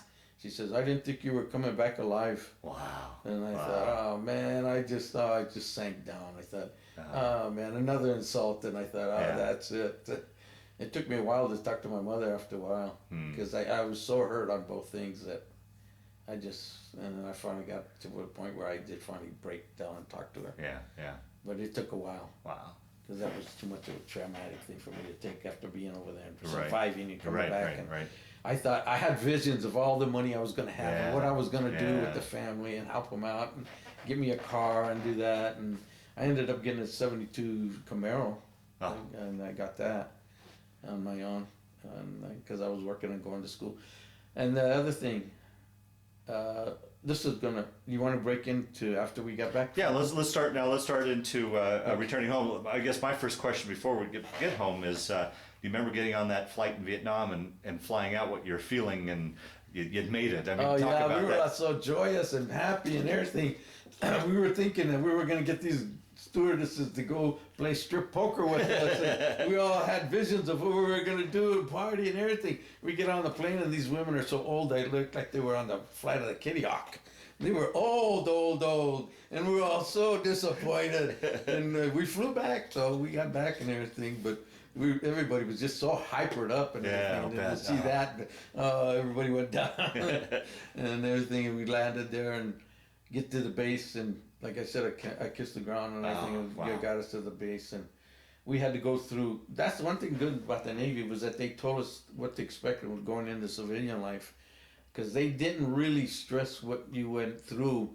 They were just saying that this is how you adjust back to civilian life. Okay. Uh-huh. You've been in the military life, now you're going to go back into civilian, and this is what you do, and raise a family, go, and all this yada yada. But they tried to get some of us to they knew that they could get some of us to re-enlist. And they took me in the room one time and left me there, and then I had to wait for the recruiter to show up, and he comes and shows up with a case. And I'm sitting there, and he gets the table right in front of me and puts the case there, and then he opens it up and throws all this money down there, and he says, "There's $10,000. It's all yours if you re-enlist." Which was a lot of money back then. I mean, a lot of now, but a lot of money back then. A whole lot of money back then. Yeah.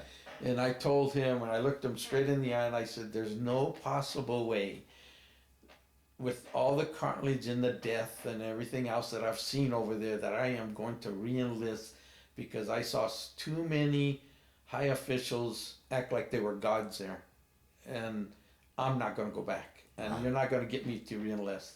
So I got up and walked away. Wow. And the guy he was just shaking his head like that when I was walking out, and I never did. I never got re-enlist. Wow. So I just took a plane, got the flight to Denver on a jet this time, and I get there and my dad's waiting for me and giving me the biggest hug, and I was totally shocked that he did that. Wow. He said that he was praying because he was hoping that I'd come back alive, and he was really praying and stuff, and he was all happy to see me and all that. And so I get back to his place, spent the night there, and then he gave me his little Ford truck, a car, and I drove back home. And my mother was working, and I went down to my grandmother's, and I was sleeping on the couch, and that's when my mother finally got out of work, and my sister was working with her too.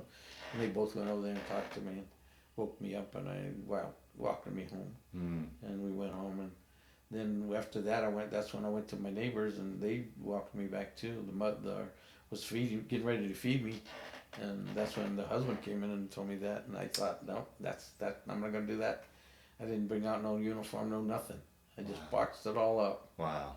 And the only time I talk about it is if I was drunk. Yeah, yeah. Because it took me till I was 27 after going out and, how they call it, women and booze.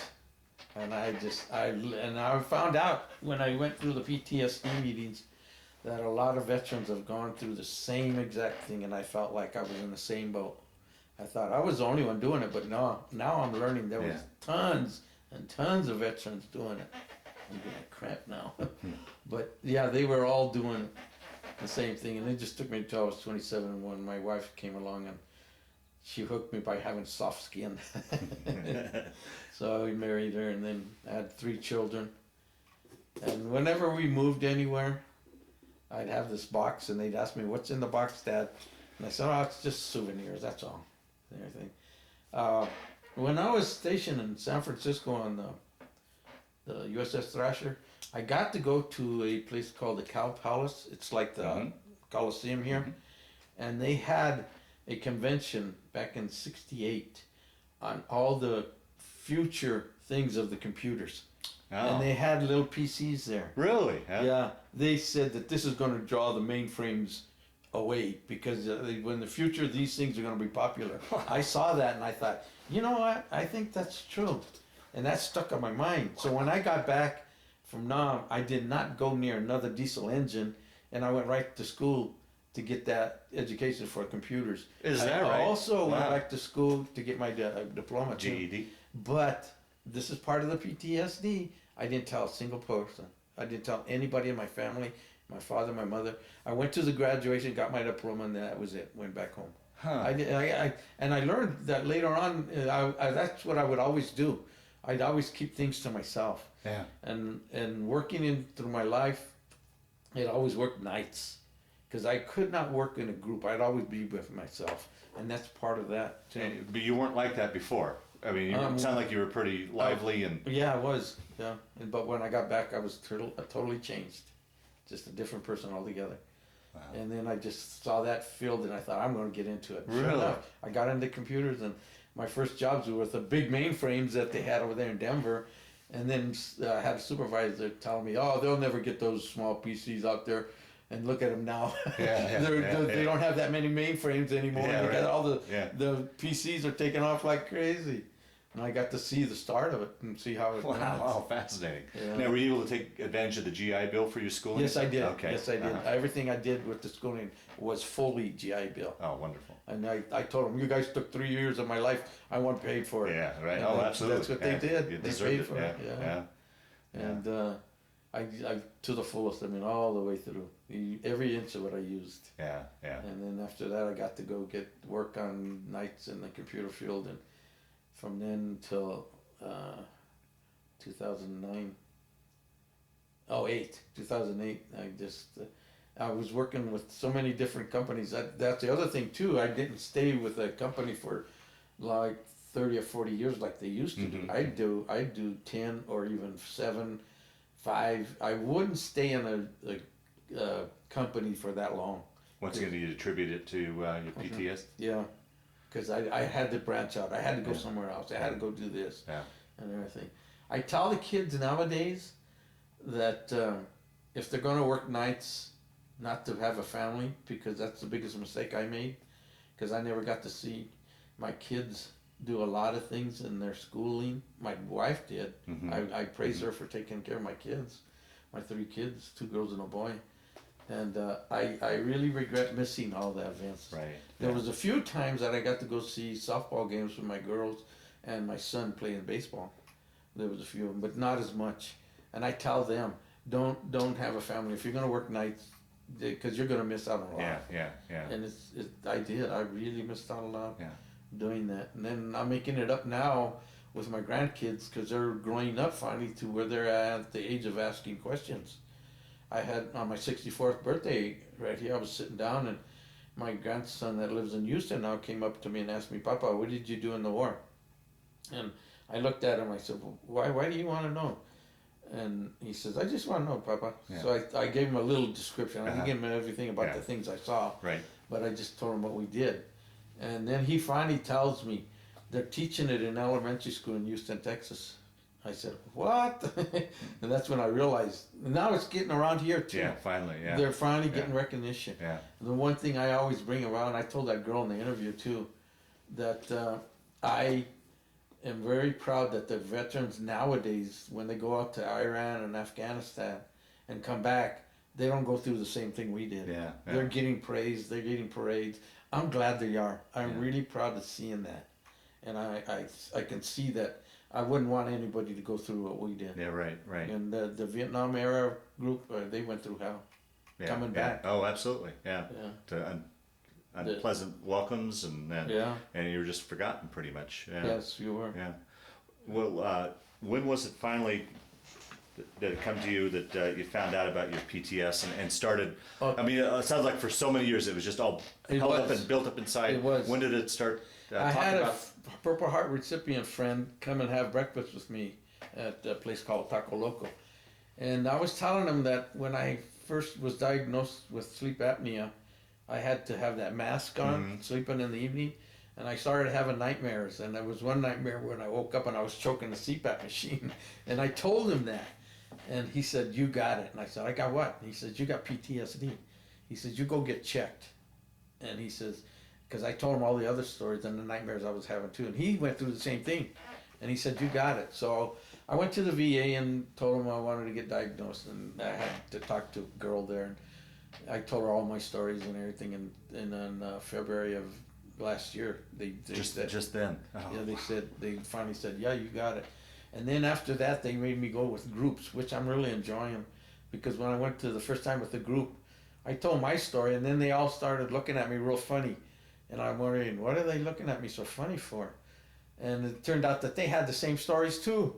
They were going through the same thing. When they got back, they got drunk. They were having women, and they were just letting everything go. And I thought, oh wow! I mean, it feels great to see that I wasn't the only one here. I thought I was the only one on the boat.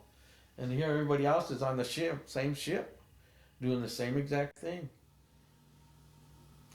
Okay, after I got done talking to him and I went and got diagnosed with that too, my friend was going to the honor flight and he went in 11/11, or not, September 11th. 9/11? Yeah, 9/11.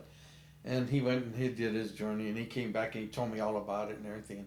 He said that they have lunch every other Wednesday, and he invited me. So I started going there.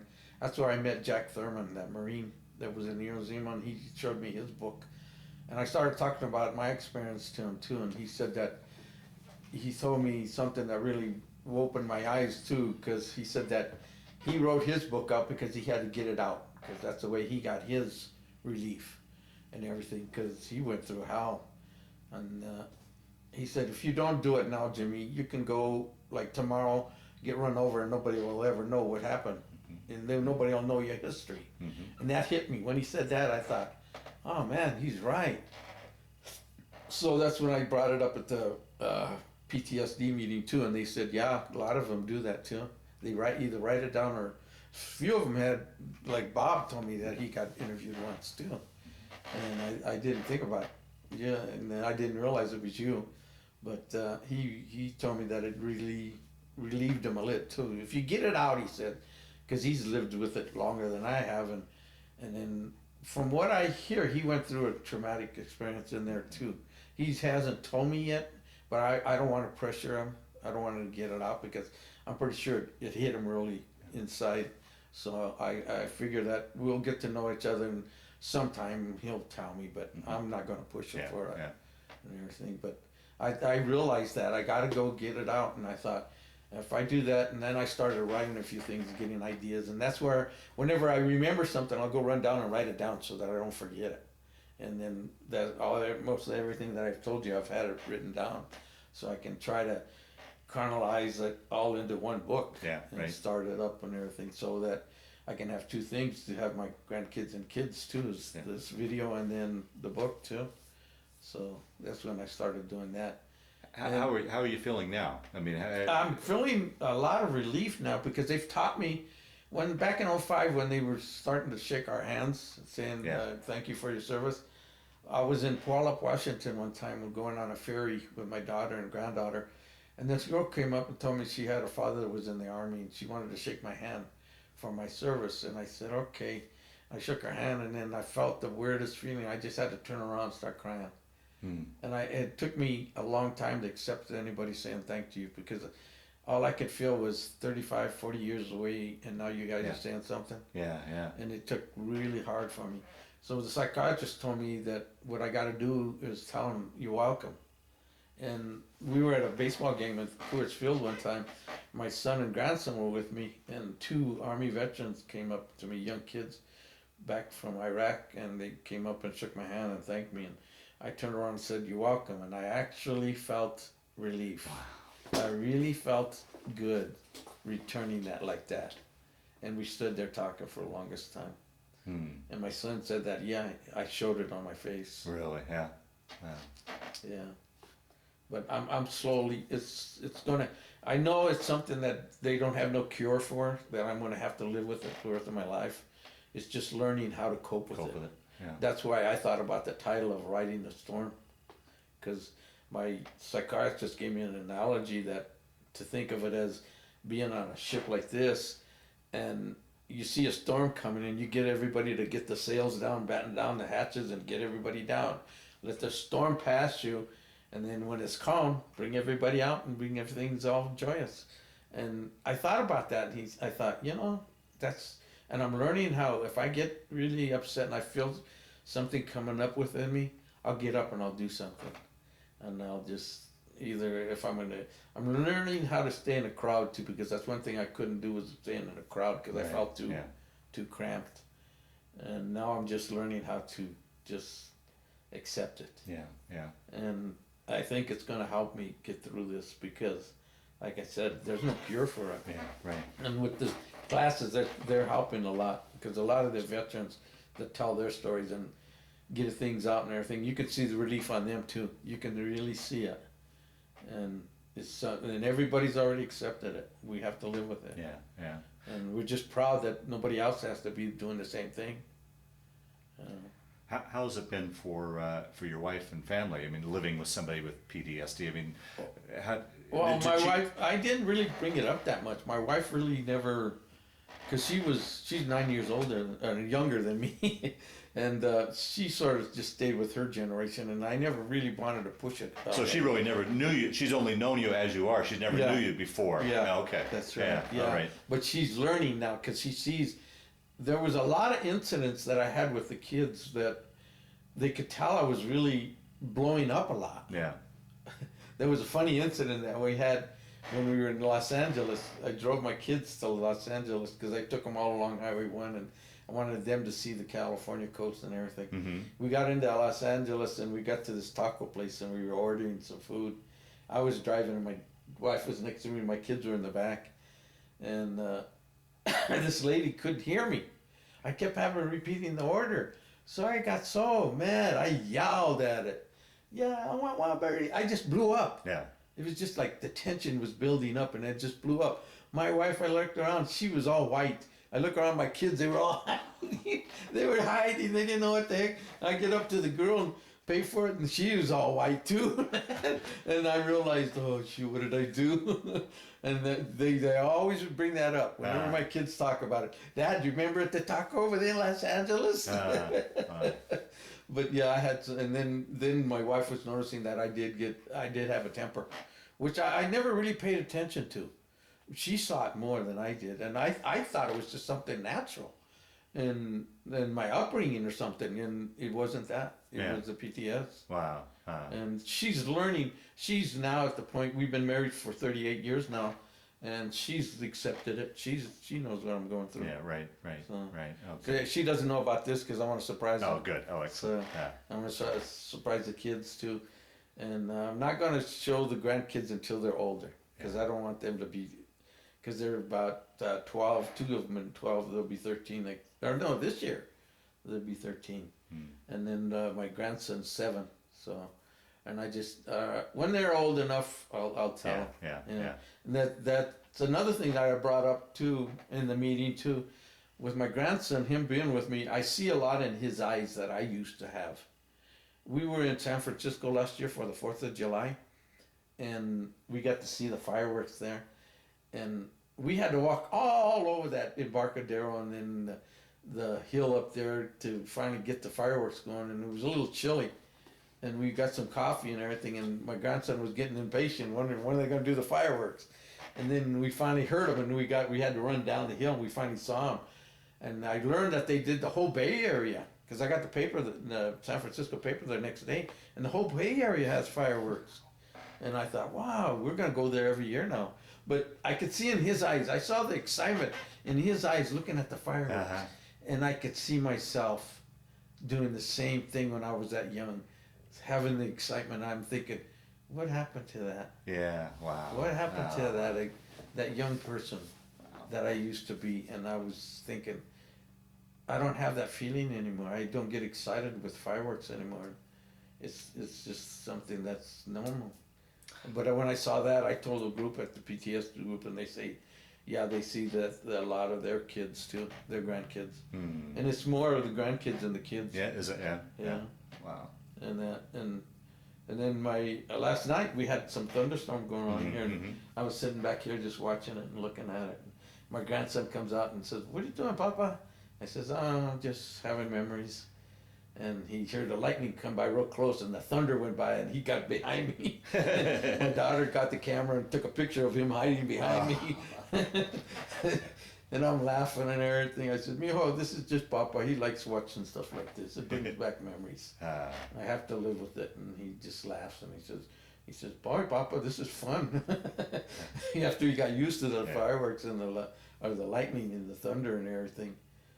But yeah, and I still have it. I still have that. If I see, and then last year there was a couple of nights where we're over here on this side of the house. It was really dark, and then all of a sudden you see the whiteness of the lightning, and all I'm seeing is the bombs. Really? And the voices and the radio going and gone.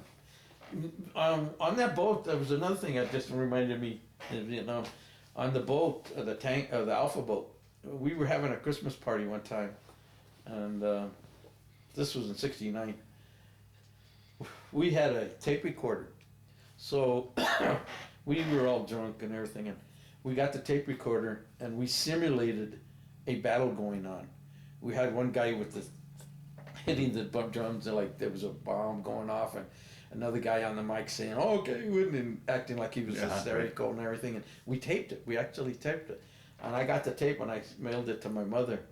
And after my mother passed away, I asked where it was at, and because I knew she still had it.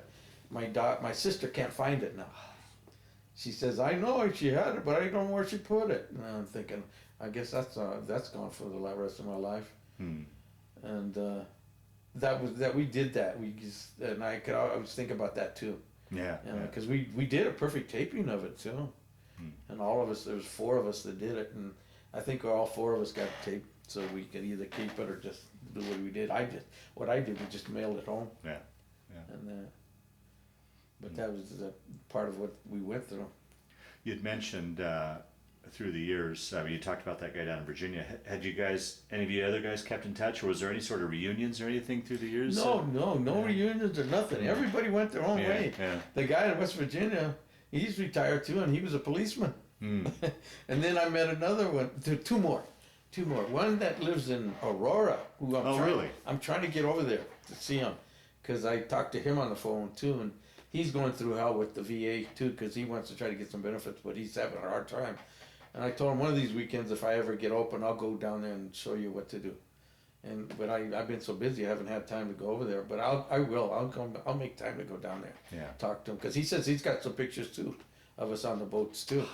And then the third one was a Boston guy that I met. I finally got a hold of him when I was working with Sprint. This was about 15 years ago, and I got in touch with him, and we talked for a little while.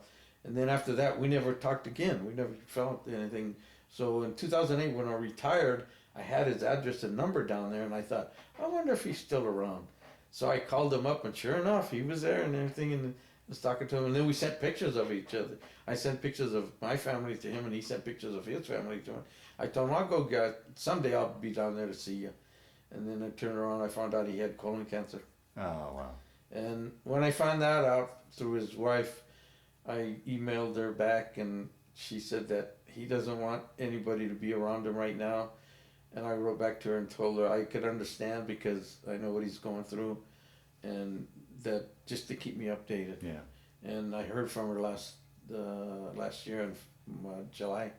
She sent me some good news saying that I guess he found some kind of medicine that he goes to Canada to get, and it's taking care of him. He's like in remission now. And it's helping him. Yeah. So, wow.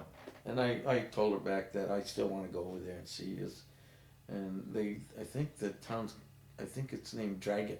It's the Dragut. Dragut, yeah. I know where Dragut is. Oh, you do? Uh-huh. Ah, yeah, that's where he's at. I'll be darned. Yeah. And like if there's Boston bombing there, that's the Yeah. first thing I thought it was him. Yeah. But yeah, it's gonna be a while, but Yeah. because I got so much going on, and that's the only way. The guy in West Virginia told me that one of the guys on the boats that we had the Christmas party went to go see him, and he said he met him and he wanted him to go re-enlist. And Chuck, his name is Chuck, he said he didn't want to re-enlist. He said the same thing. But the other guy did. He did re-enlist, and he got sent back to Vietnam. And Chuck says he thinks he got killed because he can't find him. He hasn't heard from him or nothing. Wow. And he thinks he got killed. Yeah. Do you think, would you ever have any desire to go back to Vietnam to visit? They've asked me that because there's a couple, this organization does it too, that if I ever wanted to, but I don't know. I'd have mixed feelings. Yeah. It's just going down on the canals and seeing how they're different, because they have had specials on the Mekong Delta, on the History Channel and stuff like that, and Smithsonian channels too. And I've taped them, and I'd view them and see them and think, wow, look at how changed that is. You could see the riverbanks and everything, and how the civilization is there, and it's like completely 180 degrees around. The people were so poor and ragged out there. Now they're living civil lives, and it's like, wow. And I don't know if I'm afraid it'll bring bad memories. Yeah, right. That's my biggest fear. Right. But they say they got somebody there that'll talk with you and help you if you feel bad, if you want to start crying or something. And they got people around there. So far, I'm just weighing it out, seeing if I can. If I start getting better and start talking more like I am now, maybe I will. Right. Because they said it's all paid for, that I don't have to pay a cent. Oh, wow. And everything. So it's just like the honor flight with all the veterans that way too. They do that to certain veterans that they take over back to the Vietnam. Gotcha. Hanoi City now. Yeah. What are your thoughts on the war when you're in it, and now that we've had these 40 years to history to kind of look it over, what are your thoughts on the war then as opposed to now? I mean, should we have been there? I mean, just your overall thoughts on the war. Yeah, when I was first down there and saw everything that I did, I always thought, what the hell are we doing here? Why are we here? It's a waste of money, a waste of equipment, and a waste of lives. And these people don't want us there. I never got any good feelings from them. Like they thought we were invading their property, their privacy, their living. And that's how I felt that young when I was there. Yeah, okay. But now I have mixed feelings because after seeing how they're living now, it's like, and I still have the feeling of why were we there? Because nobody's ever given me a good answer. Yeah. And it's unfortunate too when I got back and seeing what I did too, because there was a Marine told me this too, that it happened to him in Iwo Jima. It wasn't Jack, it was another one. He lost his faith when he was in Iwo Jima, and he came back and he let his children grow with whatever faith they wanted. I was the same boat. When I got back, I couldn't find any religion that would tell me why I saw what I saw. Right, yeah. Nobody gave me a good answer. Yeah. I was a Catholic. I almost became an altar boy. And after that, I came back and I never went back. Yeah. Wow. And I told my children that I'm not going to stop them from learning what faith they wanted. And my wife took them. She had them for a while going to Catholic church, and then they outgrew it. But they go their own way. I don't stop them. Right, I tell them, I'm not going to stop you. Yeah. I'm not going to be that strict. It's your choice. Yeah. And they've been faithful. They've been good. And they understand too. Yeah. And I got that PTSD book that the guy at Fort Collins. I got several of them. I send them to my kids, and they've been reading it. Oh, wonderful. Yeah. They get a lot out of it too. So I'm glad that they're seeing it, and then they can slowly explain to their grandkids why I'm doing what I'm doing. Right. Exactly. Oh, wonderful. Wonderful. Well, as we Jimmie, as we wind down this interview, is there anything I didn't ask you that you wanted to talk about? Any other stories that kind of floated to the top as we've been talking here, or do you think we've pretty much got to? Ideally, I want to cover as much of your story as we can. Do you think we've done that, or is anything? Everything we've pretty well Okay. gotten out and everything. There's only one thing that I want to say for the last thing, is when I got back from Nam, I swore that I wasn't going to smoke, and I never did. I swore I wasn't going to see any dead bodies of cartilage. I had a hard time going to funerals with my uncles and that. I just had a hard time doing that. And now, today, seeing the things that are happening today, it's like everything now is coming full circle. It was over there, now it's over here. Yeah. And it's a shame that it's happening here, because when I got back here, we used to say, this is the world. We're back in the world. We're back to civilian life. And we don't do things like that. No. And look what's happening now. I feel really bad to see that happening. And a lot of the other veterans in the PTS group too, they don't understand why it's happening here. Wow. And it's like, they're hoping it'll get better. Wow. So, that's all I wanted to say. The last question I always like to ask in these interviews, and I feel kind of funny asking it because we've pretty much talked about it throughout the interview, but how did that experience, if you could recap, how that experience changed your life, affected your life, played a role in your life? I always ask this part to the question, but I know it's not true. Or was it just simply a chapter of your life that you went through? Could you recap what that experience did to you? I didn't really know until later on. I was a young, cheerful person going in and living the life and everything as a normal teenager and stuff, and raising my sister and brothers and stuff like that. And then getting back here and being to myself that, like, I all of a sudden got into a ball, and I lived the rest of my life in that ball, raising a family in that ball. Mm-hmm. It's like, that's the difference. It's like day and night. It's completely different. And me living with it, not really understanding the way I felt and was going through until later on in my life, where I retired and finding out what I had, and now I'm going back and saying, oh, that's why I was that way. That's why I did that. And it's not, it's just, it's an experience that I don't want anybody else to go through. Wow. I wouldn't recommend it anyway. Wow. So that's my play on it. Yeah. Well, Jimmie, I want to thank you for sitting down to tell your story today, but just as important, I want to thank you for your service to your country, to our country, and welcome home. Thank you. Jimmie, we were talking afterwards, and it's a common practice a common thing that happens when we do these interviews is after the interview's done, people remember other stories and such, and this is in your case. So our camera's back on, so please feel free to tell the stories that you've since remembered. Okay, some of them, the first two were when I was in Treasure Island. And one of them was that when I was here, I guess, and this is the way I got from Stapleton to here. And I remembered how Stapleton was, and I remember we got it was called the Civic Center in downtown Denver. And we went in there and they gave us our orders and the papers, and then we got a bus and went to Stapleton. And the funny thing about this, and there's a movie called Airport that was made in 1970. And it reminded me exactly the way it used to be without the security. Oh, right, yeah. We used to get our paper, we'd go walk through the doors, and there was just nothing but a strict hallway that you would go check in and get on the plane. They didn't have these small little malls like they have nowadays. Yeah, right, yeah.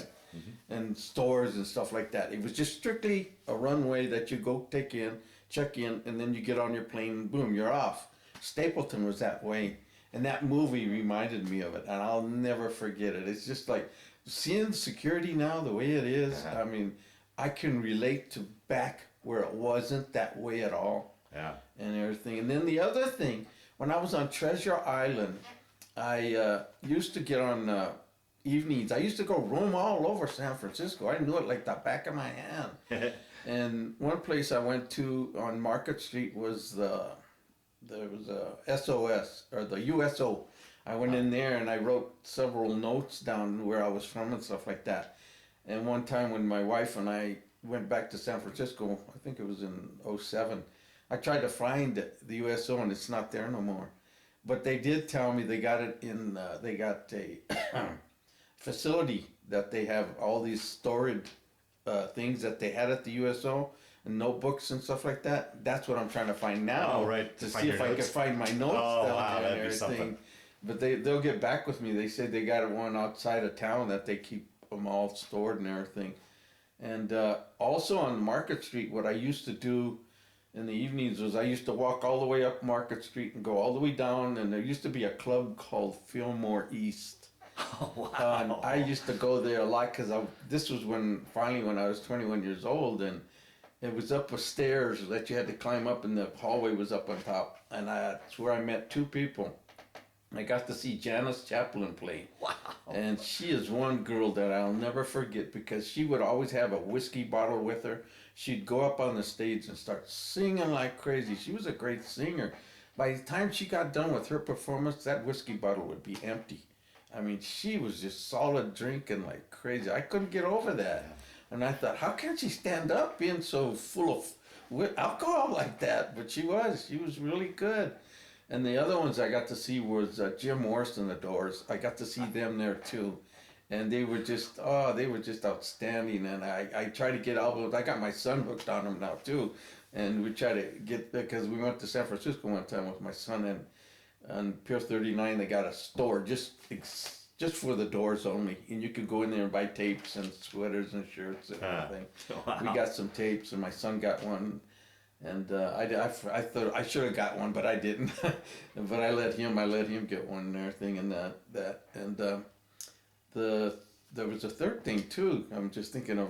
I remember writing down when I was on Treasure Island on the minesweeper. I had a friend of mine that was in boot camp with me. He called me and said, "Hey, I'm over here, San Francisco. You want to come and see me?" And I said, "Yeah, where you at?" He said he got stationed on a carrier, USS Yorktown.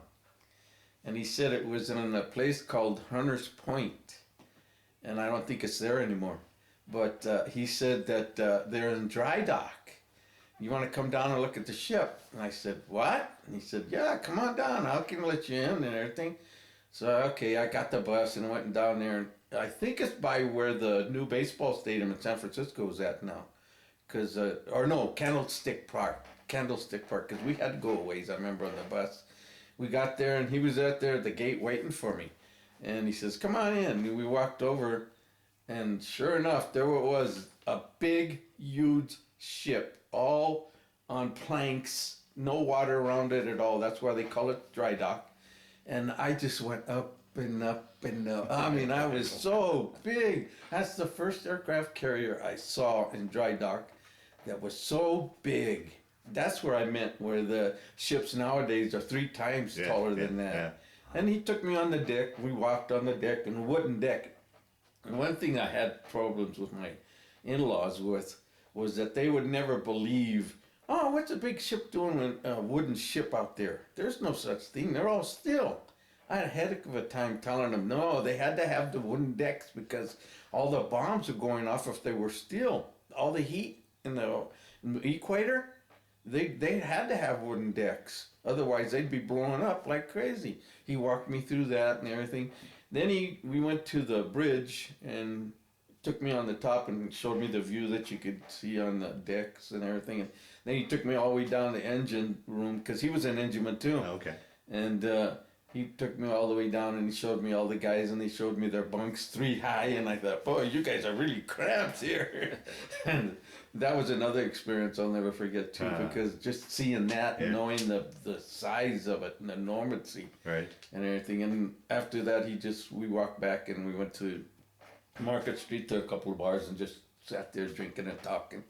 He said what he did when he got on board and everything, and he was lucky. He said that I told him what I did, and then I was standing out there an hour and a half. He couldn't believe it. He said, man, when I got there to my ship, he got on it in, Long Beach, California. And he said he had to salute. Well, they were right there at the plank waiting for him. He had to salute, and then when he got on board, he had to salute again, and he said that they took him and they treated him real nice and put him in this area where he was going to work, and introduced him to the man in charge, the first class engineman that was in charge, and he had it way different than I did. Yeah, right. And I thought, boy, everybody had different experiences. That was something else, and everything, and that was all mostly that's most of the Treasure Island. Yeah, one. right. I don't have to put my glasses on here. Yeah. And Vietnam ones that I wrote down that I remembered that all came floating back. There was an incident that happened to me towards the end, before I got shipped off to Da Nang.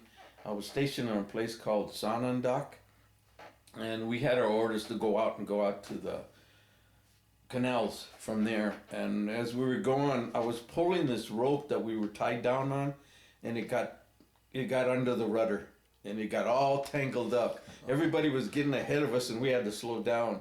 So right in the middle there, the guy says, "Well, it looks like since you messed it up, you're gonna fix it."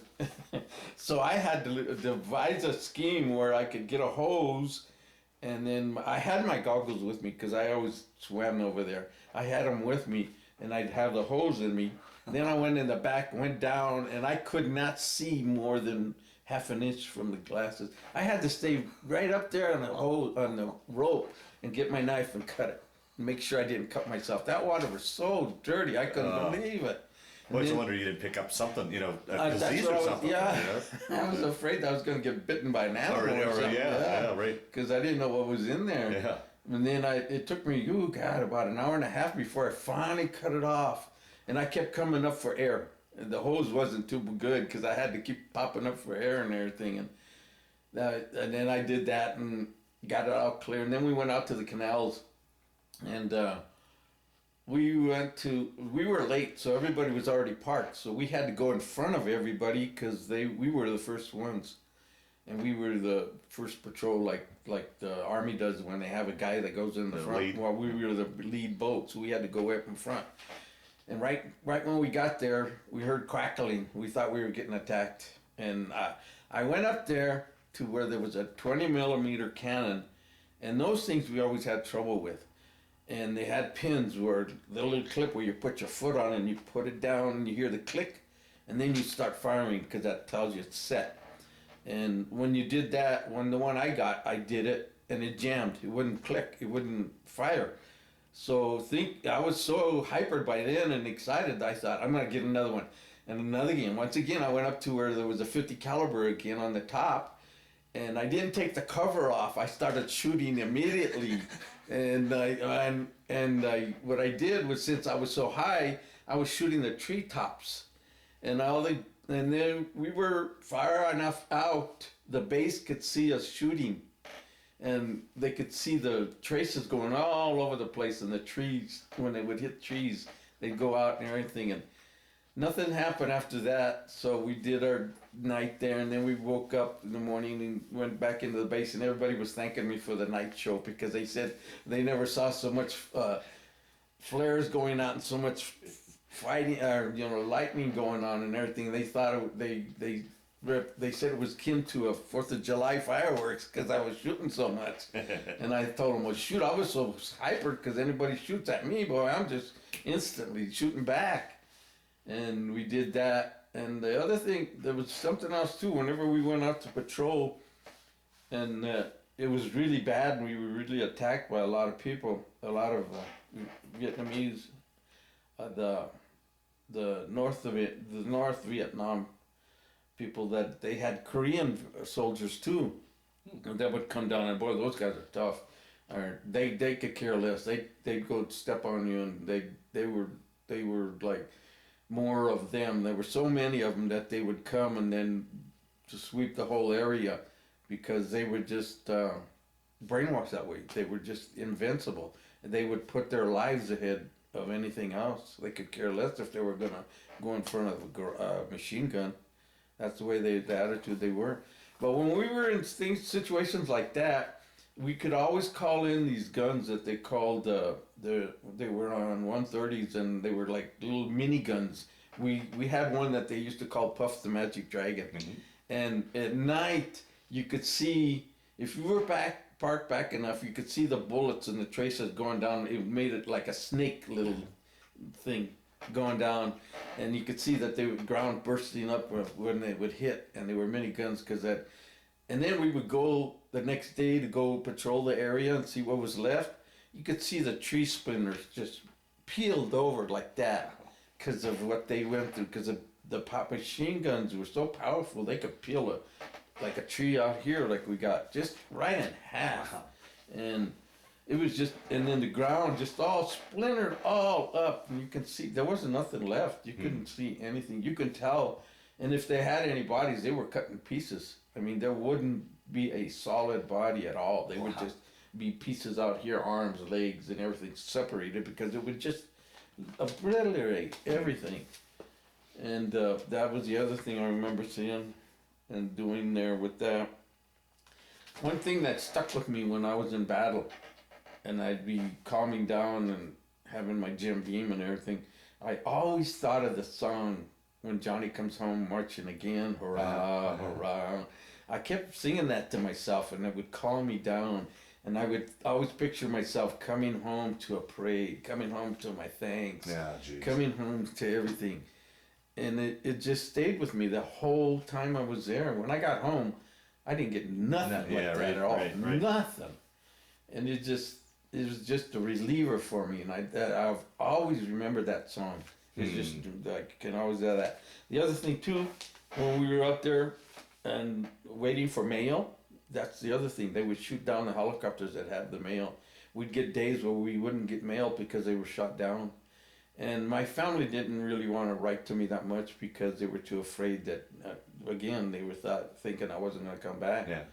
And mail to me wasn't much. There was guys there that would get mail every single day.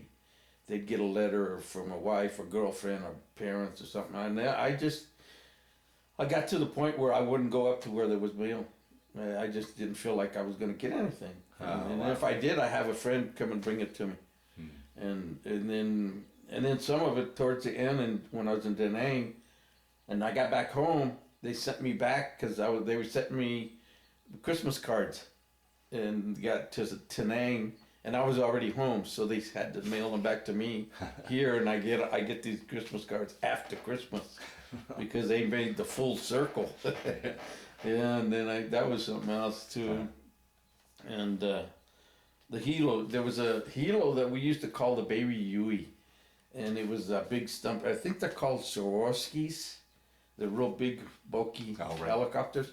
We would use them to transport us back into Saigon if we did anything, because if we had these tags that we had, that our IDs, that if you lost them, they'd send you back into Saigon so you can get another one. And if I wanted to go to Saigon, I just, whoops, I dropped it.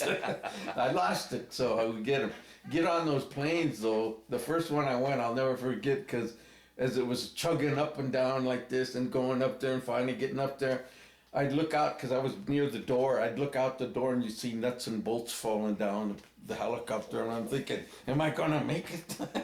And it's a scary feeling just seeing the parts falling out like that. And they kept them flying. And they would do it, but that was an experience too. That just, geez, what the heck did I get into? Yeah, of all the things you went through, that'd be a terrible way to go, you know. Yeah.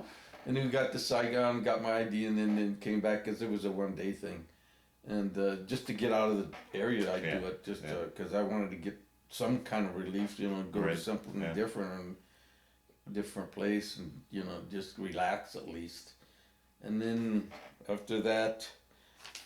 My friend that I mentioned that I had passed away last year, I remembered something that me and him were doing when we were training these Vietnamese on a diesel engine.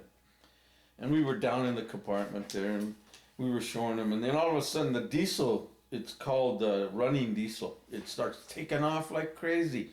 The first thing I thought of was that it was moving so fast and roaring, I thought it was going to blow up. So I got out of there. I was the first one out of that hatch, man. I was out there, nothing flat, and my friend was looking at me like, what's wrong with you? All he had to do was get a rag and put it on the exhaust, and it would stop. I didn't know that. Oh. And the first thing I thought of was that I got to get out of here because there's going to be an explosion, and I'm not going to get blown apart because I'm so close to getting home. Yeah. And that's all I wanted to think about is getting that done and just poof. And then having to be home. We used to sing a song, be the first one in your block to come home in a wooden box.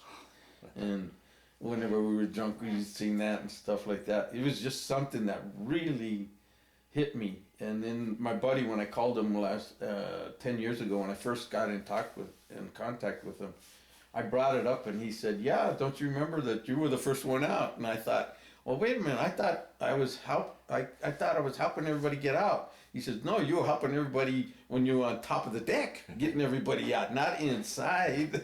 And I laughed. I thought, oh man, that's another sign of PTS, I guess. Yeah. And everything. And it was another friend of mine who lives in West Virginia I got a hold of last year. And then I just spoke to him again last week. And he brought up something that I'm learning more now, because it's like when I got home, I completely blanked everything out. And I kept it, and I just didn't think about it. I wouldn't remember anything. He brought up something that really shocked me, because I completely forgot about it. We were in this firefight, and he said, do you remember this guy that lost his hand? And I said, what?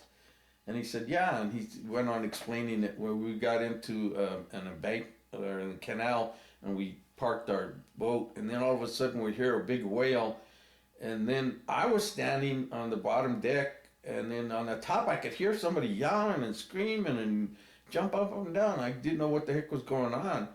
So after we got done shooting back and everything, I went up to the top deck, and there was this black gentleman. He just got on the boat too, no more than 2 or 3 days.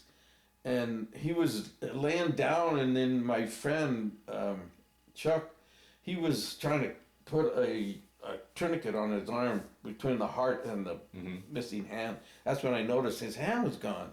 And then I saw it over there on the side laying there, and he was on the phone calling the medic, telling him he was out here saying, oh, we got a casualty, we need a helicopter here immediately, and everything. So I just went ahead and grabbed the hand, and I kept it in a sack, or a bag, a little bag that I had. And the helicopter came down, and it landed, and they loaded him on. And as he was getting ready to take off, I said, what do you want me to do with the hand? And the guy said, just dump it over, because we don't have no use for it. Back then, they didn't keep them. They couldn't attach it. Yeah, back then. So the helicopter took off, and I just went to the side of the boat and dropped the hand. There's nothing else we could do. Wow. And then he told me, he said, I was the one that handled the hand. And it all came back. And I thought, that's right. I completely blanked it out. And it just all came back. Yeah. And I was just, oh man. And that's what I'm learning now with the PTSD group. They tell their war stories, and when they do, it rings a bell. It triggers something. And that's what I need. I need something to bring it out. Stuff like that. And that's the majority of what I had down that I wanted to go over. Okay. Anything else before I'm sure more will pop up. Yeah, you know. But, and as I said, I'm writing the book down and everything. So, because my friend Jack Thurman from Iwo Jima, he's helping me out too. Yeah. So. Oh, very good. Good. And that's it. Very good. Well, once again, thanks for telling your story. All right. Yeah.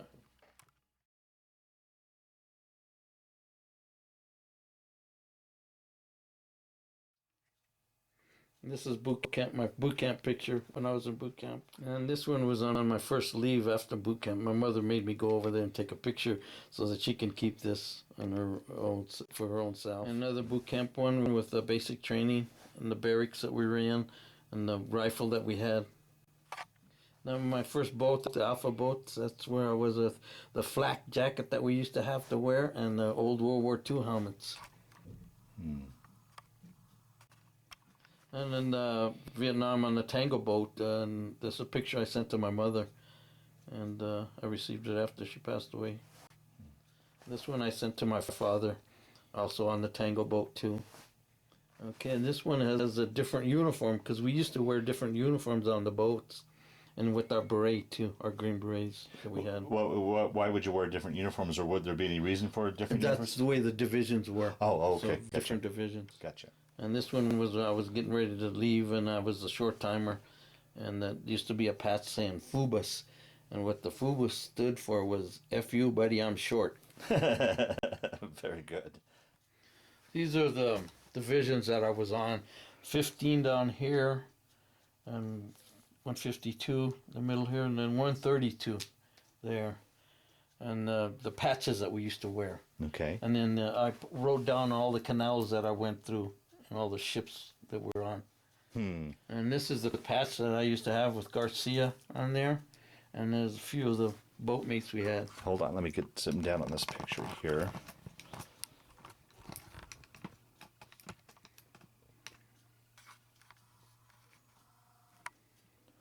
These are boats, looks like the middle guy in the middle of Vietnamese. Yes, he is.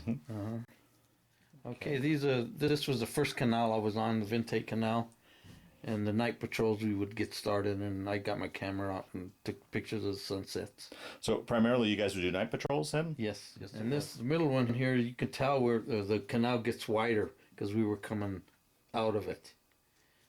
And I was, again, able to get a good shot of the sun. This one, the last one here, you can barely see it because it's getting faded after 40-some years. But the boat is right here, and we were getting ready to dock here.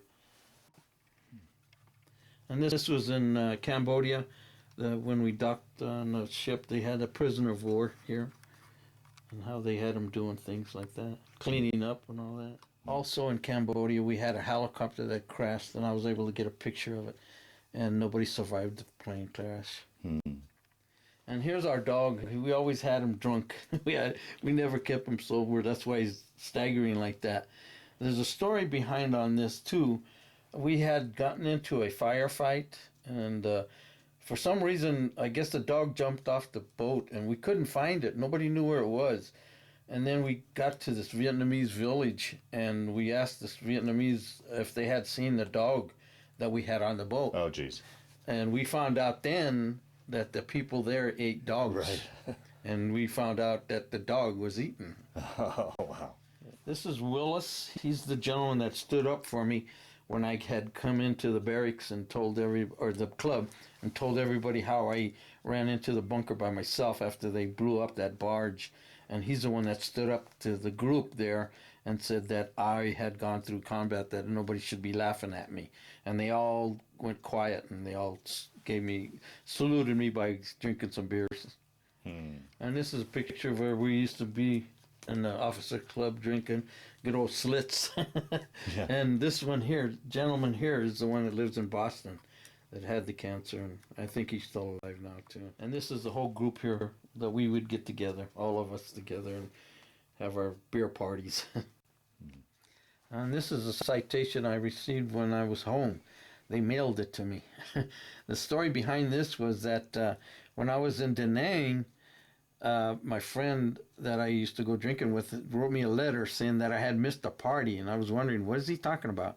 As I read on, he said that they had a big ceremony for the presentation of this award for me, and they called out my name. And somebody way back in the crowd said, he's already home. So they ended up mailing it to me.